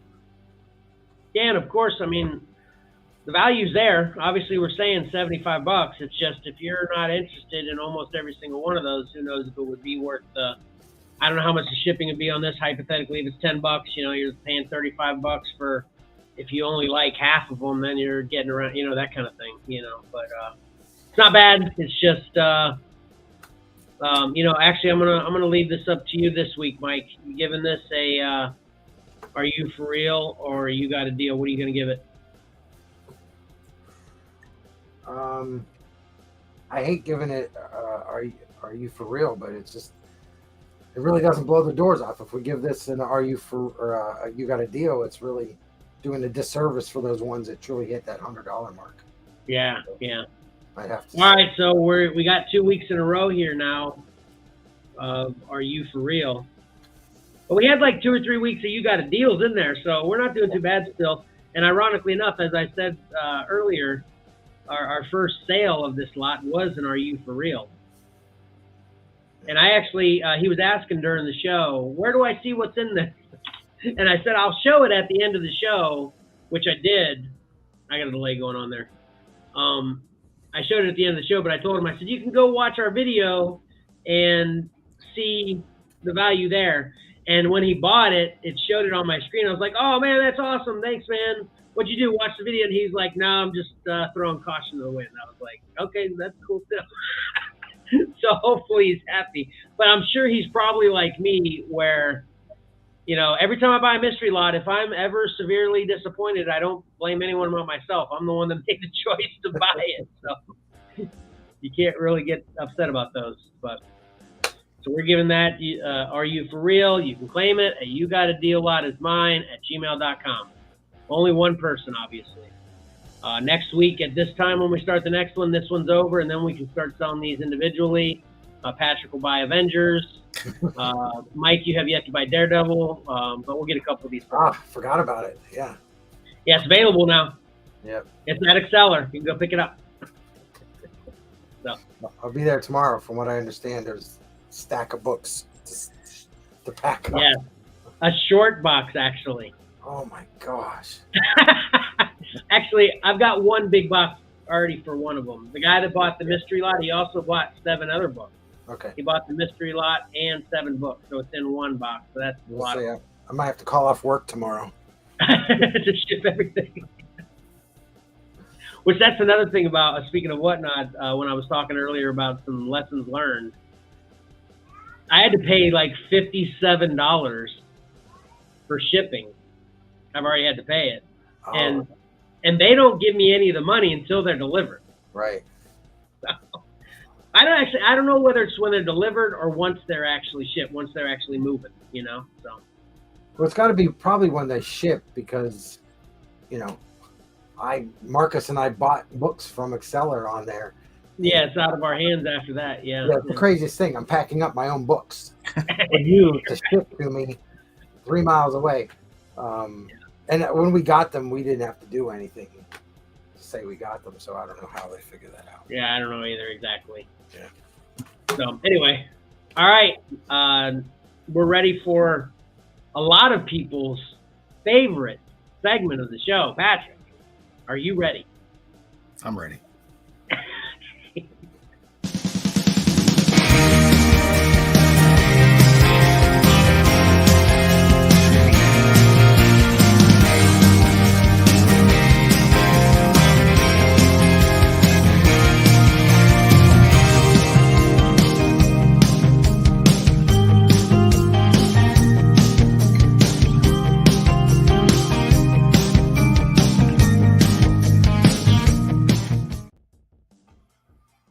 Awesome. We'll see. Well, I wanted to go back since Kevin talked about good old Metroplex so much last week. I figured we should show him. There it is. Yep. Now, I will say I think his robot mode is pretty cool. Yeah, the robot mode is not bad, but yeah, when he transforms, especially, I'm like, Well, let's transform him for $200. Here he is. What the heck? Come on. You're a backloader? He has a buzzsaw in the back, though, Kevin. I guess. I don't know. He's not even on wheels, though, is he? He becomes a foundational thing there, doesn't he? At least that's what it looks like. Yeah. But I don't want to criticize Transformers fans. I brought some stuff for Transformers guys. Like I said, I like his robot mode. That's up for you to decide, whether he's worth $200 to you. But when I was looking him up, I noticed they've added some more in the collaborative series that we had talked about in the past. And these are up on Hasbro Pulse, but I think they are actually Target exclusives. And the first one is a crossover with Tonka. Here we have the Tonkanator. Nice. The Tonkinator. He's a combiner, which means he disassembles into smaller little vehicles, and then you can combine them into one large robot. Okay. He's $105. I think these 1, 2, 3, 4 are usually 5 different, like Voltron, 5 different individuals that form one giant robot in the end. And I actually think, a lot of these, almost all of these collaborative Transformers crossovers they started out as another, just generic, not generic, but known Transformer, and they've decoed them into, whatever the crossover entails. Here with the classic yellow of Tonka. He's not die cast though. He's not metal. He's plastic. So, and the other big collaborative. That is surprising. He wouldn't be metal with Tonka, obviously, typically being metal, and then it's so expensive. Why wouldn't it be? Yeah, I think if he was metal, if he was die cast, he'd be even more. He'd probably be like $300. Yeah, that's true. Die cast robot are going these days. Okay. So some more of the collaborative series is a crossover with Street Fighter, right? Just so you would expect the Transformers to cross over with Street Fighter. Not at all. Wow. What the heck? So both these shots. I had to grab the group shots. So the first group is Optimus Prime, who transforms into Ryu, versus Megatron, who transforms into M. Bison. And this is like $113 for those two. And you can, if you squint hard enough, you can see they look like the Street Fighter characters. Yeah, I can definitely tell with, I can't remember her name, but the blue one. Yeah. We'll get to her next. Okay. She's in the I other. got a question. Yeah. Go ahead. Yeah. So does the robot form of Optimus Prime turn into the robot, or this Ryu looking robot, or is it the truck Optimus Prime that changes into the robot Ryu? Yeah, it's the truck. The truck transforms into what we see here. Okay, gotcha. Okay. Yeah, sort of. It's just Optimus Prime with Ryu colors, red and white. Yeah. Same with Megatron. So if Johnny was ever, I know he loves his Megatron, but if he ever wanted one decoed up as M. Bison from Street Fighter, here's his chance. Yeah. I'm sure that was on his list of his wish list of things he always wanted. Right.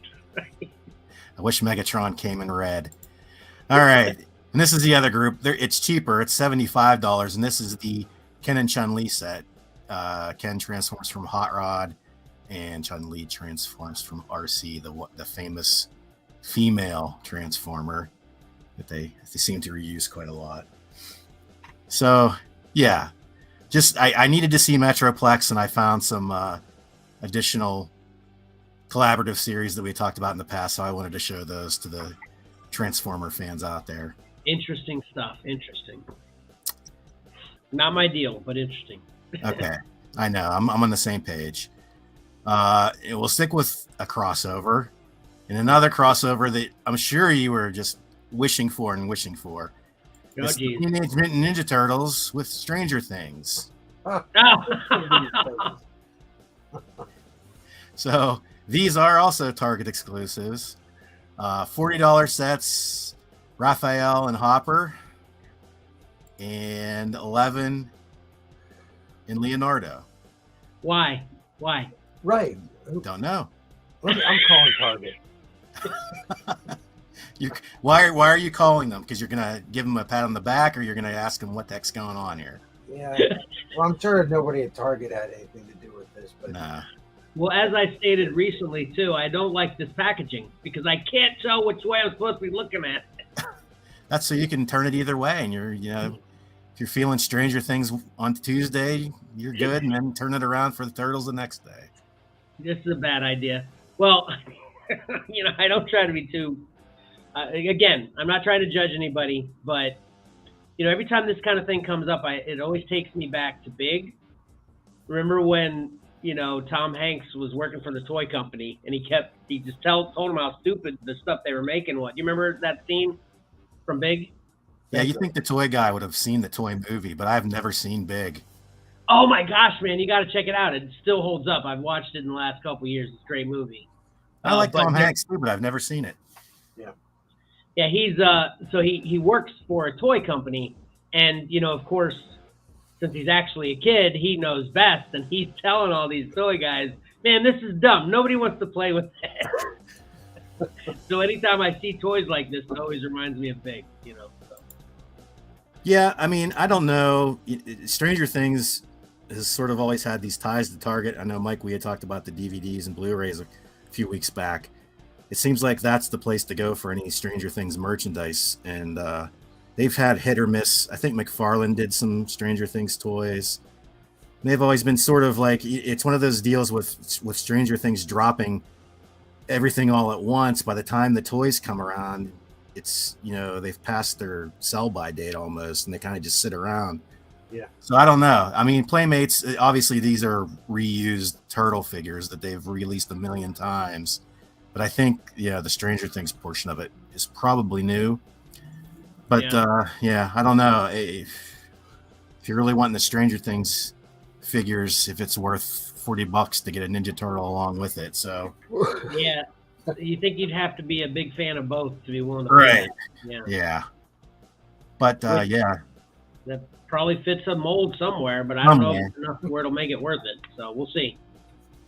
We will.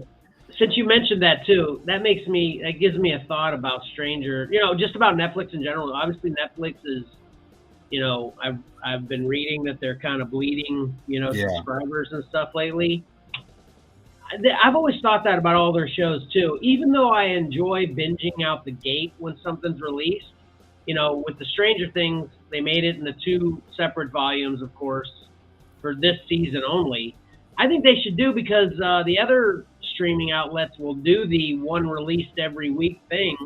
They should Paramount does that with the new Star Trek, and I think I mentioned Amazon Prime did it with the one with the hole in the field show. Can't remember the name right now, but they were releasing 2 a week. But yeah, especially if you're putting out toys that kind of rely on the show being new to sell these new toys, they spread it out.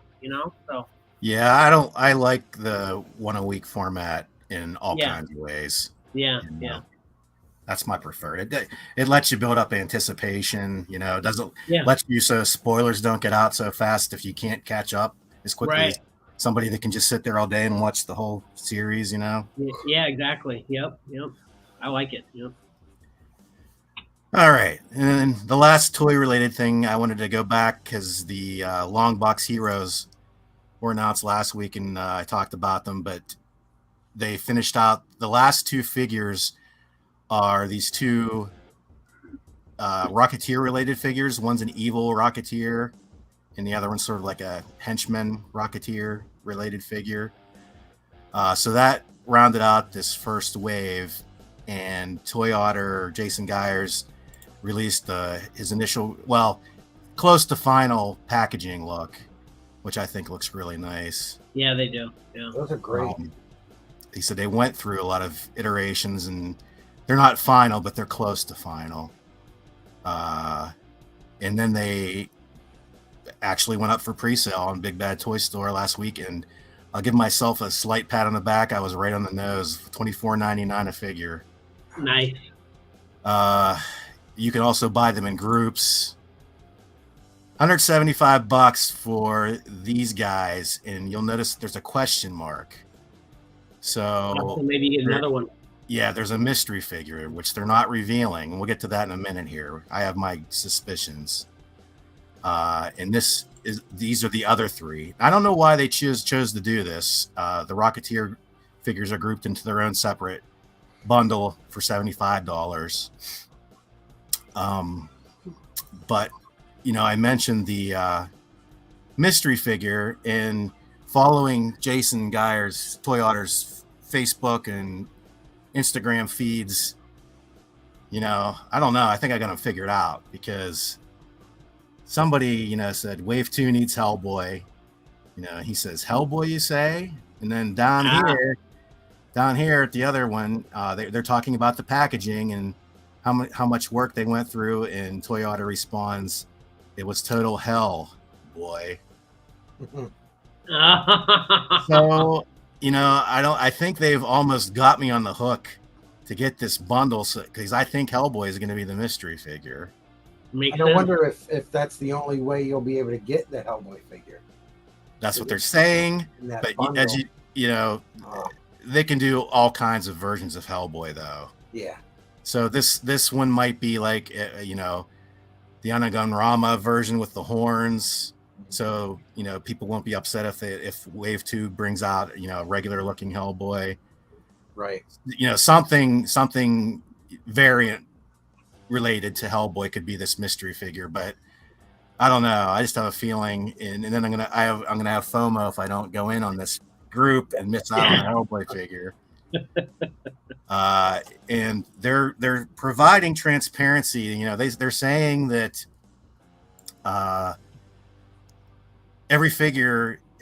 each figure has to meet a 1,500 threshold. 1,500 units to be sold for that individual figure to be produced, and they're trying to update daily. And most of the figures are about a third of the way. You can see. I think I didn't want to show all of them because it would have been too many pictures, but Tick is actually in the lead. I think Rocketeer's not far behind. Cassie Hack is sort of on the low level, which I think that's understandable because she's probably the least known figure of the group. Yeah. What about Grendel? He's sort of mid-range. He's probably around Madman levels, if I remember correctly. But it'll be interesting to see, then I don't know what happens if, say you're all in on, well, not all in, but you go for this group right here with the mystery figure. What happens if one of these guys like Cassie Hack doesn't make it? Right. What happens to the bundle? So I think those people have asked those questions, but they've gone sort of ignored because I don't know if they know what they're going to do there, if they sub it with another figure or what they do, but they maybe didn't think it through completely as they should have. Yeah, I don't know. Or just assumed they would all make it or something, Yeah. And they say that, everybody, throws out their suggestions for Wave 2, and they're like, well, yeah, believe me, we've got lots of plans, but, these guys the first wave's got to make it. So we'll see what happens. I'll keep everyone updated because I'm interested, and I'll let you know if I go for this wave so I can get what I think is going to be Hellboy is this mystery figure. So. And that's all I had for this week. That's what's on your horizon. Awesome. So I got a couple questions though. Yeah. Is this your pre-order selection screen that you screenshotted here that you've got on here? Mine? Yeah. What do you? Did you literally? Is this your order? No. Okay. This is just. I'm wondering about this select packaging grade. Yeah. They do that. They do that with all their toys. Okay, so the collector is $21 more. No.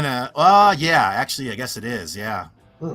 That's because, we're talking six figures here. So normally it's like $3 a figure to get the collector's grade. So they're giving you that little squeeze for every single one of these figures, I guess, is what's happening here. What's the standard? What is that, like, free, basically? Is that just what the standard is, so it's free? Standard's the $174.99 price. There might be some shelfware. Okay. The collector's is like you should find no fault at all with the card or. Oh, okay, gotcha. Okay, and that was going to be my next question. What's the difference? Okay, gotcha. And then the other way, if there's some shelf damage or packaging, shipping from the factory damage, they'll offer those as substandard to give you a discount. Yes. Yeah, so if you're going to take them off the card, you might as well go for that substandard. Yes, if it's available, that'd be the way to go. If you're just going to open them. Right. All right. One last comment. Can you go back to the 3-figure picture you had? The Rocketeers. Yeah. Yeah. So this drives me nuts. All right. So you said these are $24.99 a piece, right? Yep. So if I buy all 3 separately, it only costs me $74.97. But if I get them 3 together, I gotta pay 2 more cents. Yeah. Now, it's Sticking so it to the man. counterintuitive to me. Why don't they at least like reduce it, like seriously, even like $5 when they bundle it? Yeah, a lot of places will do that. Unfortunately, Exactly. that's not what they're doing here, though. And I think that is also because of they're trying to reach their minimum orders because it's sort of like a Kickstarter, but done through an online retailer. It's a little bit different, but exactly. Usually, when you buy a group, they're going to kick you a little bit of a discount, but they're not going to give that to you here.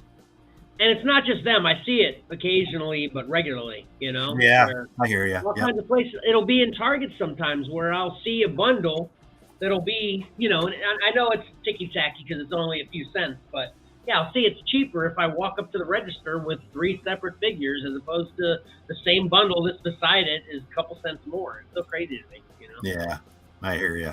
Anyway. Yep. I definitely want that Grendel. Yeah, I like those, but they're priced way out of my comfort zone. Yeah. But it kind of makes sense with the whole deal. You know, maybe someday if they become regular on-shelf stuff, the price will go down a little bit. You know, but which you got to imagine that's their ultimate goal, right? So. Yeah, they've even mentioned that. Yeah, they've mentioned that. You know, they would do a lot better if they would offer this to other outlets, but they're saying that they're doing this exclusive with Big Bad Toy Store. That has to be the way they do things initially, but if they do well, they will open it up to other vendors, you know, because you got to get the money. So yeah. So it's all about. All right, but awesome, great show or great segment. Thank you. So that brings us to where we've actually committed ourselves to the geek stuff we got. And spoiler alert, I want to go. What, Mike?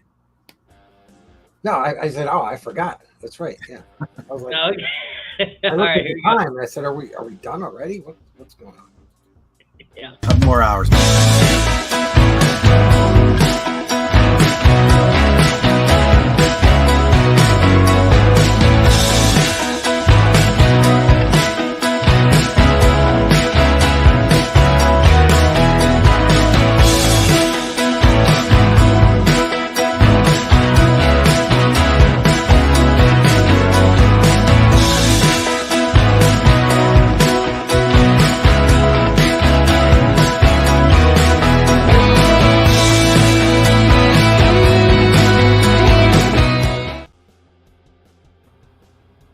I started to say before I thought I heard Mike say something that, spoiler alert, I want to go first. And you know what that means? Nothing. Actually, it's not quite that bad this week, but it's pretty weak. No pun intended. But I got this. Nice. Well, got to have the tools of the trade. Got the webcam For your car? not completely broken, but damaged laptop. But and I got this.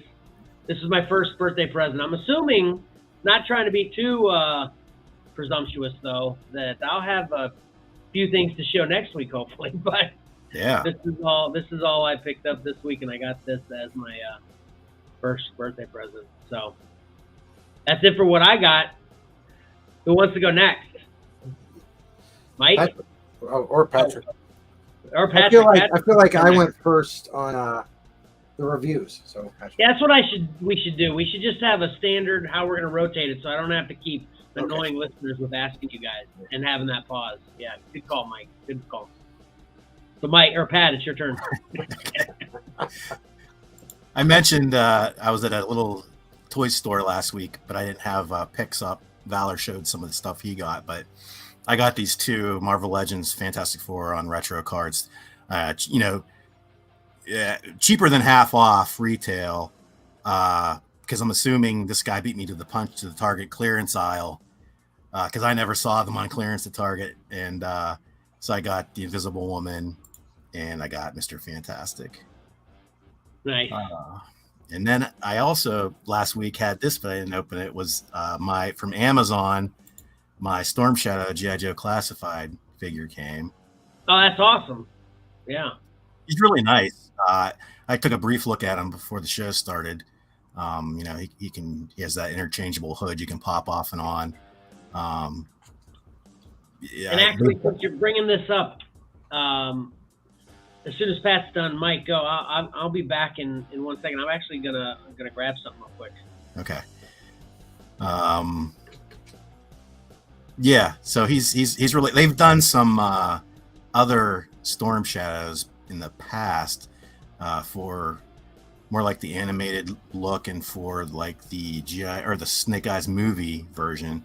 But this is more classic, and he's got all the weapons and accessories and interchangeable things that you would expect from the classified series line. And then yesterday was the Butler area toy show, which we all went to. I didn't pick up anything there, unfortunately. It was a good show, well attended. I was glad to see so many people there. We were only there for probably about an hour and a half, maybe 2 hours. But later in the evening, I went to Walmart and found these guys, Q-Figs. I don't think I've ever talked about them on here in the past.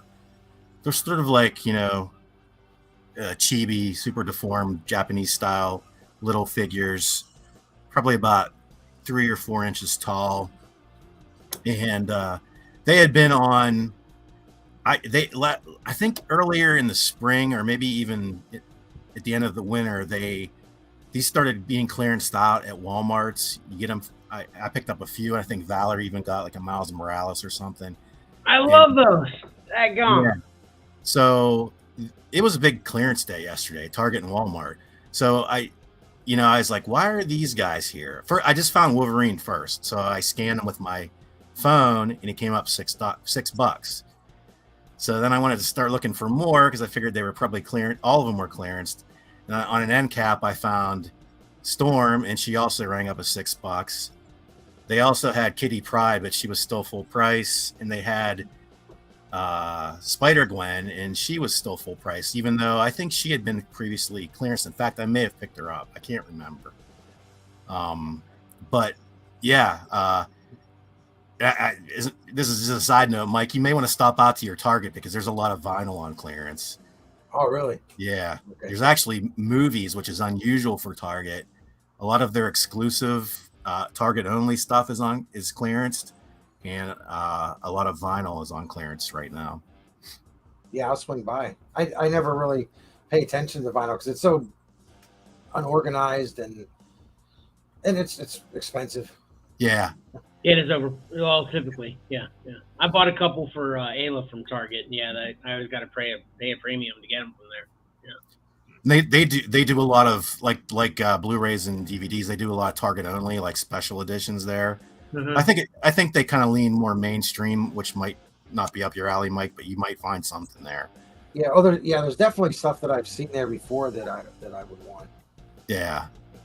Did you want to talk about something G.I. Joe related, Kevin, before I skip to my last item, or did you just think of something? So I just realized because you showed a Marvel Legends that I actually got something else, and okay. I felt bad because if we can make me full screen here for a second. Yeah.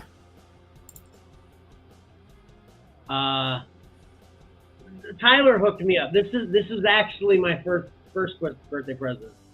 That's cool with a Capwolf head. Yeah, what's the story? I don't. Tyler asked me about the Capwolf head. What's the story there? I don't know. I've never. We were close with that Captain America that popped up in the Deal for Real. That was around close to that era. As Mark Grunwald, where Cap got turned into a werewolf. So. Is that right? Yeah. I'm gonna have to look that up because I wasn't aware of that. Again, what were you going to say? Sorry. Sort of love-hate among the comic book community with that Capwolf. Some people really dig him. Some people think that was like one of the lowest points of Captain America.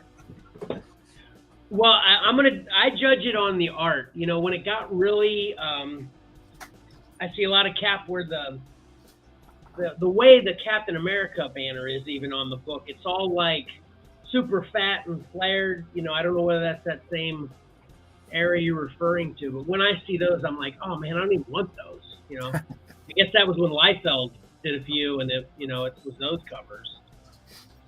But anyway, like I said earlier, I've bought a lot of Captain America lots, old Captain America lots back when I was buying a lot of lots. So I probably have the issues you're referring to as well. But you said one of the one that we got from You Got a Deal was one of those issues? It was close to that era. Oh, gotcha. Okay. Yeah.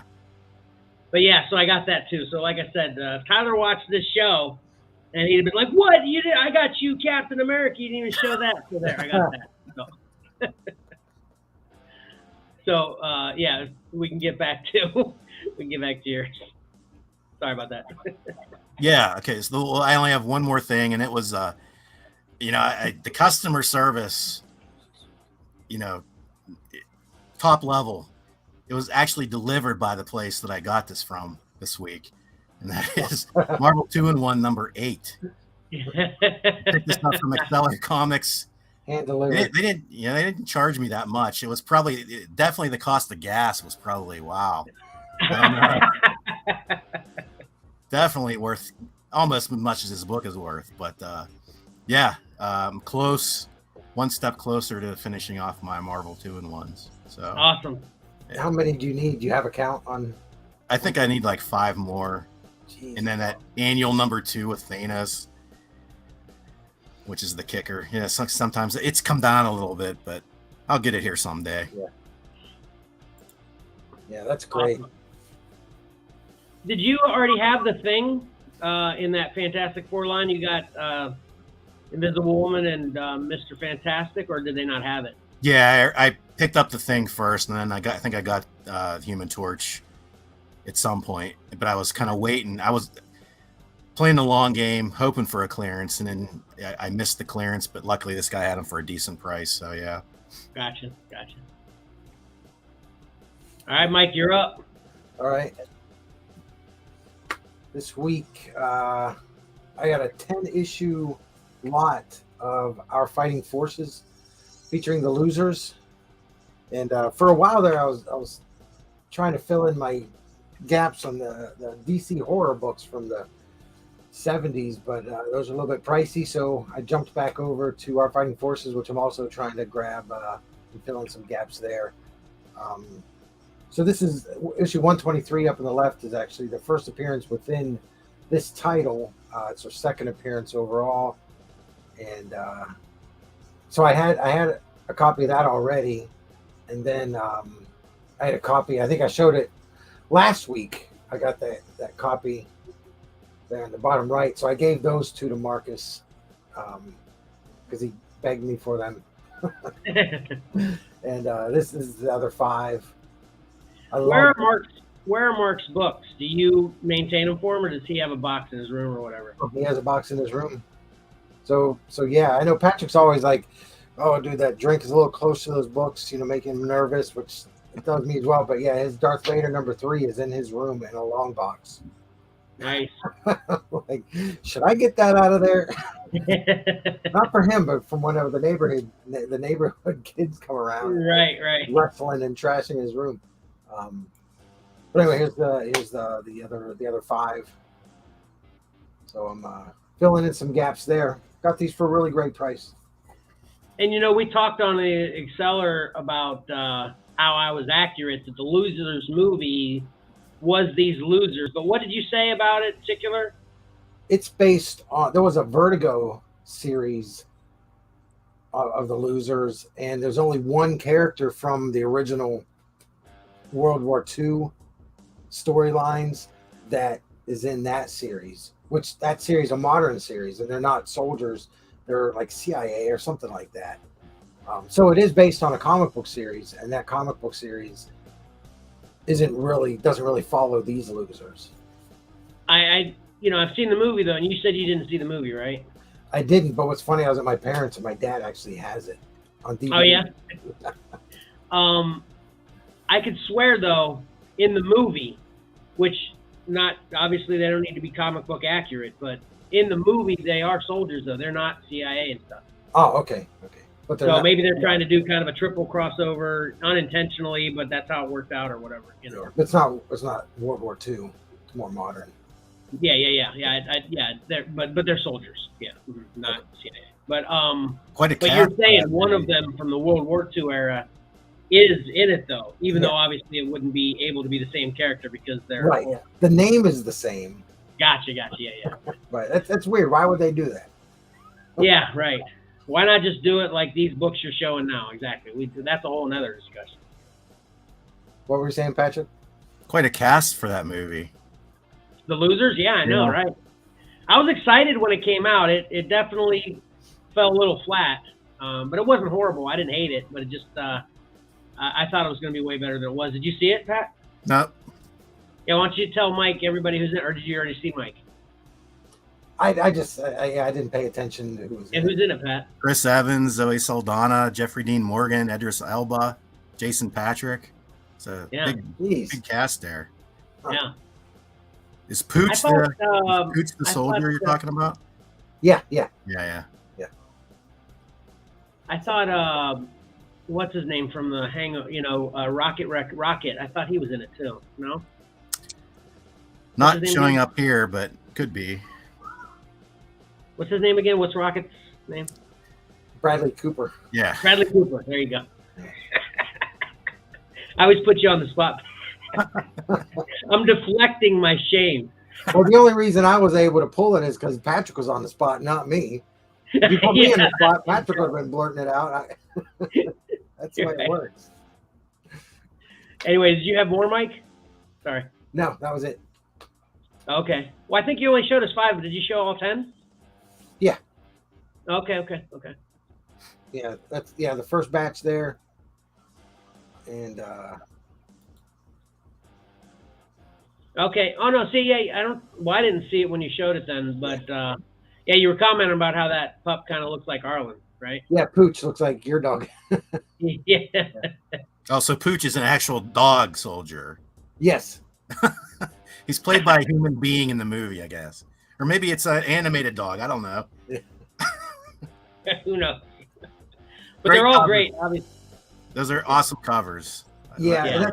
We kind of had a private conversation amongst ourselves about Joe Kubert and his war books. And those covers, they're just iconic, I think, within that genre. Yeah, I like your Kubert gif in that one conversation. Yeah, we talked about it last week about how it was how you say his name, Kubert, which is the way I always said it, or Kubert. And obviously Johnny going to the school, he would know more than that, better than the rest of us. Yeah. So for anybody out there that's wondering, this isn't going to be a part of my in case you didn't know thing. It's I thought for sure that's what it was going to be when you started, Mike. I was like, here comes Kubert. Yeah. So it's Joe Kubert, not Kubert. So anyway. So you're destined to be annoyed forever every time we talk about this then? No, it's just Kubert sounds better. I know. I'm just kidding. By the way, that was a great game. I love that game anyway. It was a great game. Great game, man, great if I artist. ever meet Adam, I'm going to take that old Atari game, see if he'll find it. Would that get me kicked out? Would he kick me out? I don't know. Yeah. That would be hilarious though. Especially if, you'd imagine that he's had this conversation before and people have put that together. So it could be a great moment if you do that. I think even better would be ask him for a sketch of Kubert. Yeah. Yeah, not his dad or brother, but right. The orange character. All right. All right, good stuff though. Good stuff. Yeah. All right, I'm actually ready for the meme segment this week too.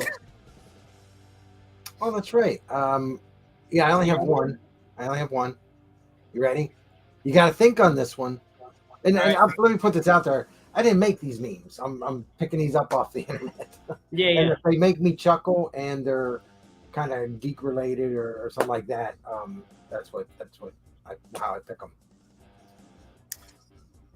I saw this. Oh yeah. Yeah. Nice. So I need more work. Do you have anything for me? So it's Mando, and I can't remember his character's name. Grief Karga. Yeah. So he goes, I want these 3 brought in cold. It's personal. So yeah, you've got there's that Dolph Lundgren from what's his name? Ivan Ivan Ivan Drago. Yeah. Drago, from Rocky Rocky. IV. And the He's the Predator. one that killed Apollo Creed, Yep. who Grief Karga played, of course. Yeah. Predator. And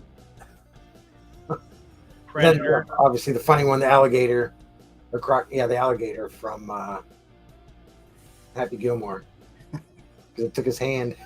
Yeah. Yep. So, anyway, Yeah, that is a good one. That is a good one. And they have an app called the Meme Generator where I made a few memes for Xcellar. I don't know whether you were a part of Xcellar at that point yet, Pat. Do you remember? Yeah, we were back and forth doing some of those. Yep. Yeah. So I should revive some of those for these because they're original. They're classics. yeah. Even though they aren't exactly funny, Right. Do you have any, Pat? Yeah, I got one that's a visual. Okay. That's messed up. You got Okay. get it? Yeah, that's what I'm analyzing here. Okay. So this is Obi-Wan basically forecasting to Anakin. This is how he's gonna end up, kind of thing. Yeah, I guess so. But I'm just gonna say this: that cake looks like Luke, though. I know. It does. Some dark humor in the memeage. Anything with Obi-Wan and Anakin is always, that's the way they go. They go straight to the dark side with the humor. Not to nitpick this, but what would make this meme perfect is if that were Darth Maul standing there and was on the cake, because he actually cut Darth Maul in half. Yeah, and it would be funnier too because it wasn't of the whole conflict of their relationship. They actually just hated each other. So I'll butcher your meme there, Pat. You're welcome. Sorry. Well, I got another one that could be potentially worse. Okay, let's see.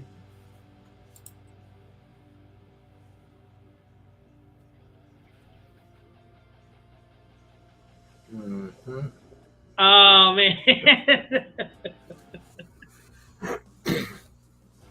Yeah, he's all about during Rebels, making him feel bad about being a clone. Although he obviously didn't participate. So, Right. You know who that is, Mike?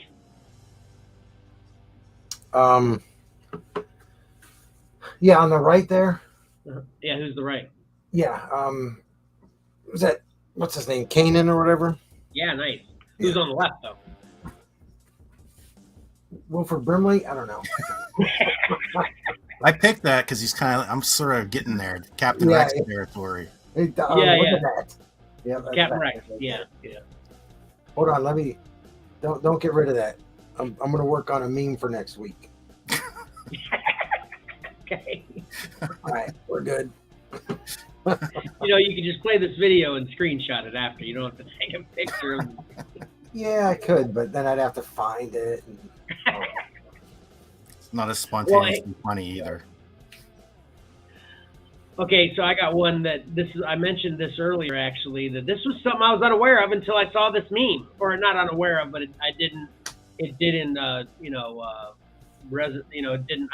it until I saw this meme.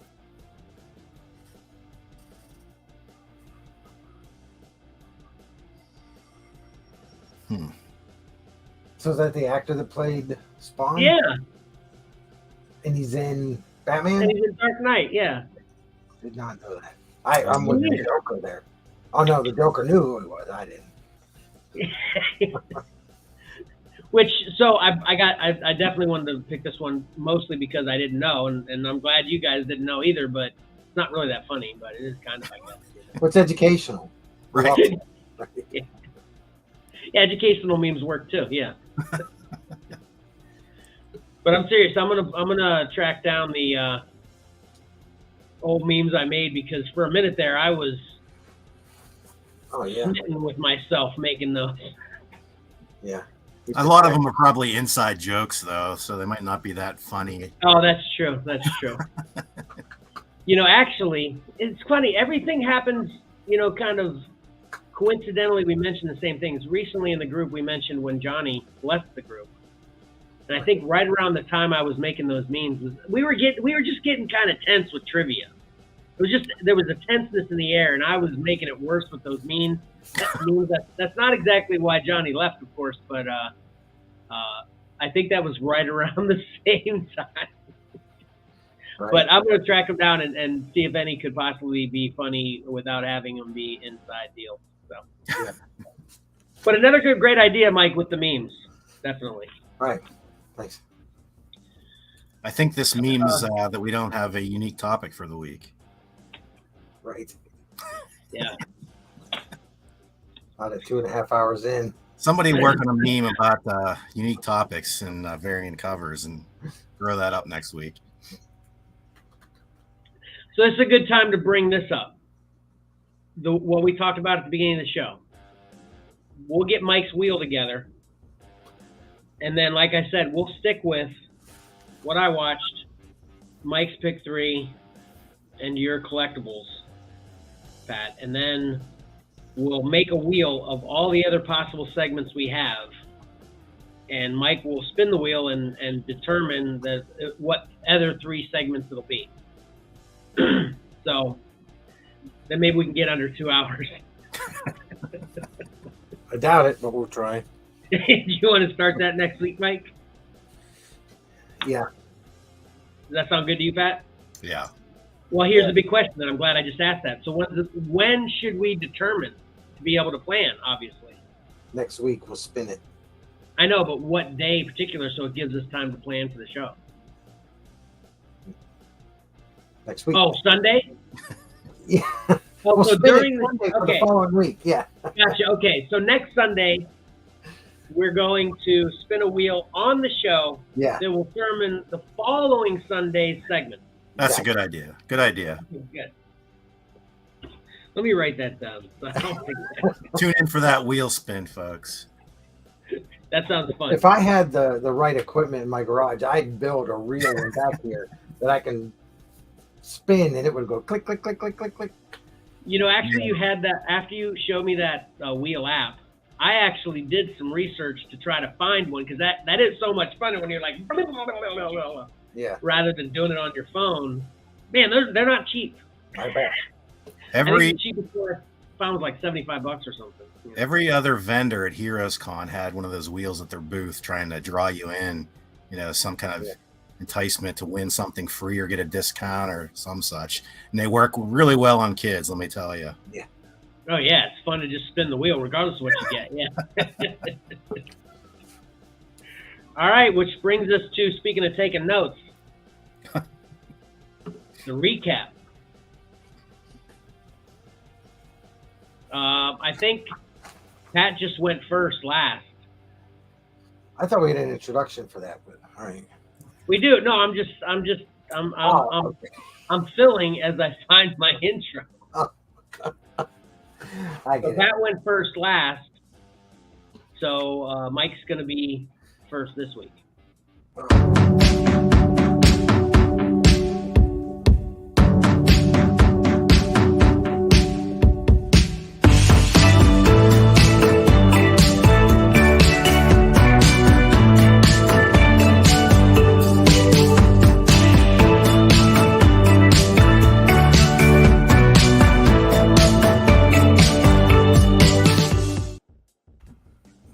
Speaking of quotations, there you go. See how I perfectly quotated?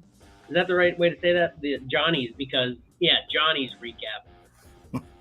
Been a few months since it's been actually Johnny. Yes, it's been Johnny. But anyway, go ahead. Mike, what do you got? My contribution is going to be rubbish here. Marvel corner boxes are great. We all love them. We do. We do. Pat?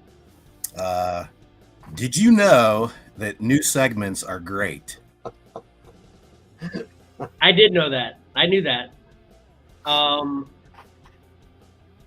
We can't talk about anything in singles. It's like we're kind of like a Pringles show. We can't mention just one. We always have to mention multiples whenever we mention anything. Mike? Yeah, I only had that one. Pat? My mind was over. Yeah, be sure to, before the next game, be sure to get your Cosmo Ball Fantasy League picks in. All right, I had a different one, but that you just reminded me of the next one then, is don't sleep on movies that might look like they're trash because of the poster. They could really surprise you. Mike? Still Did you didn't come up with another? Can we just skip right by that? Okay, Pat? I only got one more. Happy early birthday to Kevin. Oh, thanks. There you go. Thank you. The last one I wanted to say is Hasbro mashups don't exactly make sense to everyone. They do not. All right, that was a good recap. I guess those are kind of like banana peanut butter sandwiches. I mean, either you love them or you don't. I like them, but I bet you. I don't know. I've actually had this conversation with some people before. I don't know anybody who likes peanut butter. Now, obviously, there's people that don't like peanut butter, but I don't know anybody that likes peanut butter that doesn't like a peanut butter banana sandwich. That's Both of my kids and my wife. So I blame her. They like peanut butter, but they don't like peanut butter banana sandwiches? Yeah. Let me ask you this, because I'm going to guess what the answer is. Did you ask them if they want to try it, and they didn't want to try it, right? Right. Exactly. Boom. That's how Corey kids are. doesn't like bananas. Oh, okay. So, I guess that should be the cap. But the other two like both. Yeah. But they don't even want to try it. I don't know if Emily's ever tried it, but Marcus has. That drives me nuts when my kids do that. When I ask them about something that they want to try, and they don't even want to try it. I made a rule a long time ago. Hey, if it gets brought up and someone likes it, you're trying it. You try it once. I even have that. I've had that policy for myself since I was a kid too. It's probably John that came up with it. My previous stepdad. The only time it was ever regret on my part was caviar. You ever had caviar? No, I hate that stuff. Never tried it.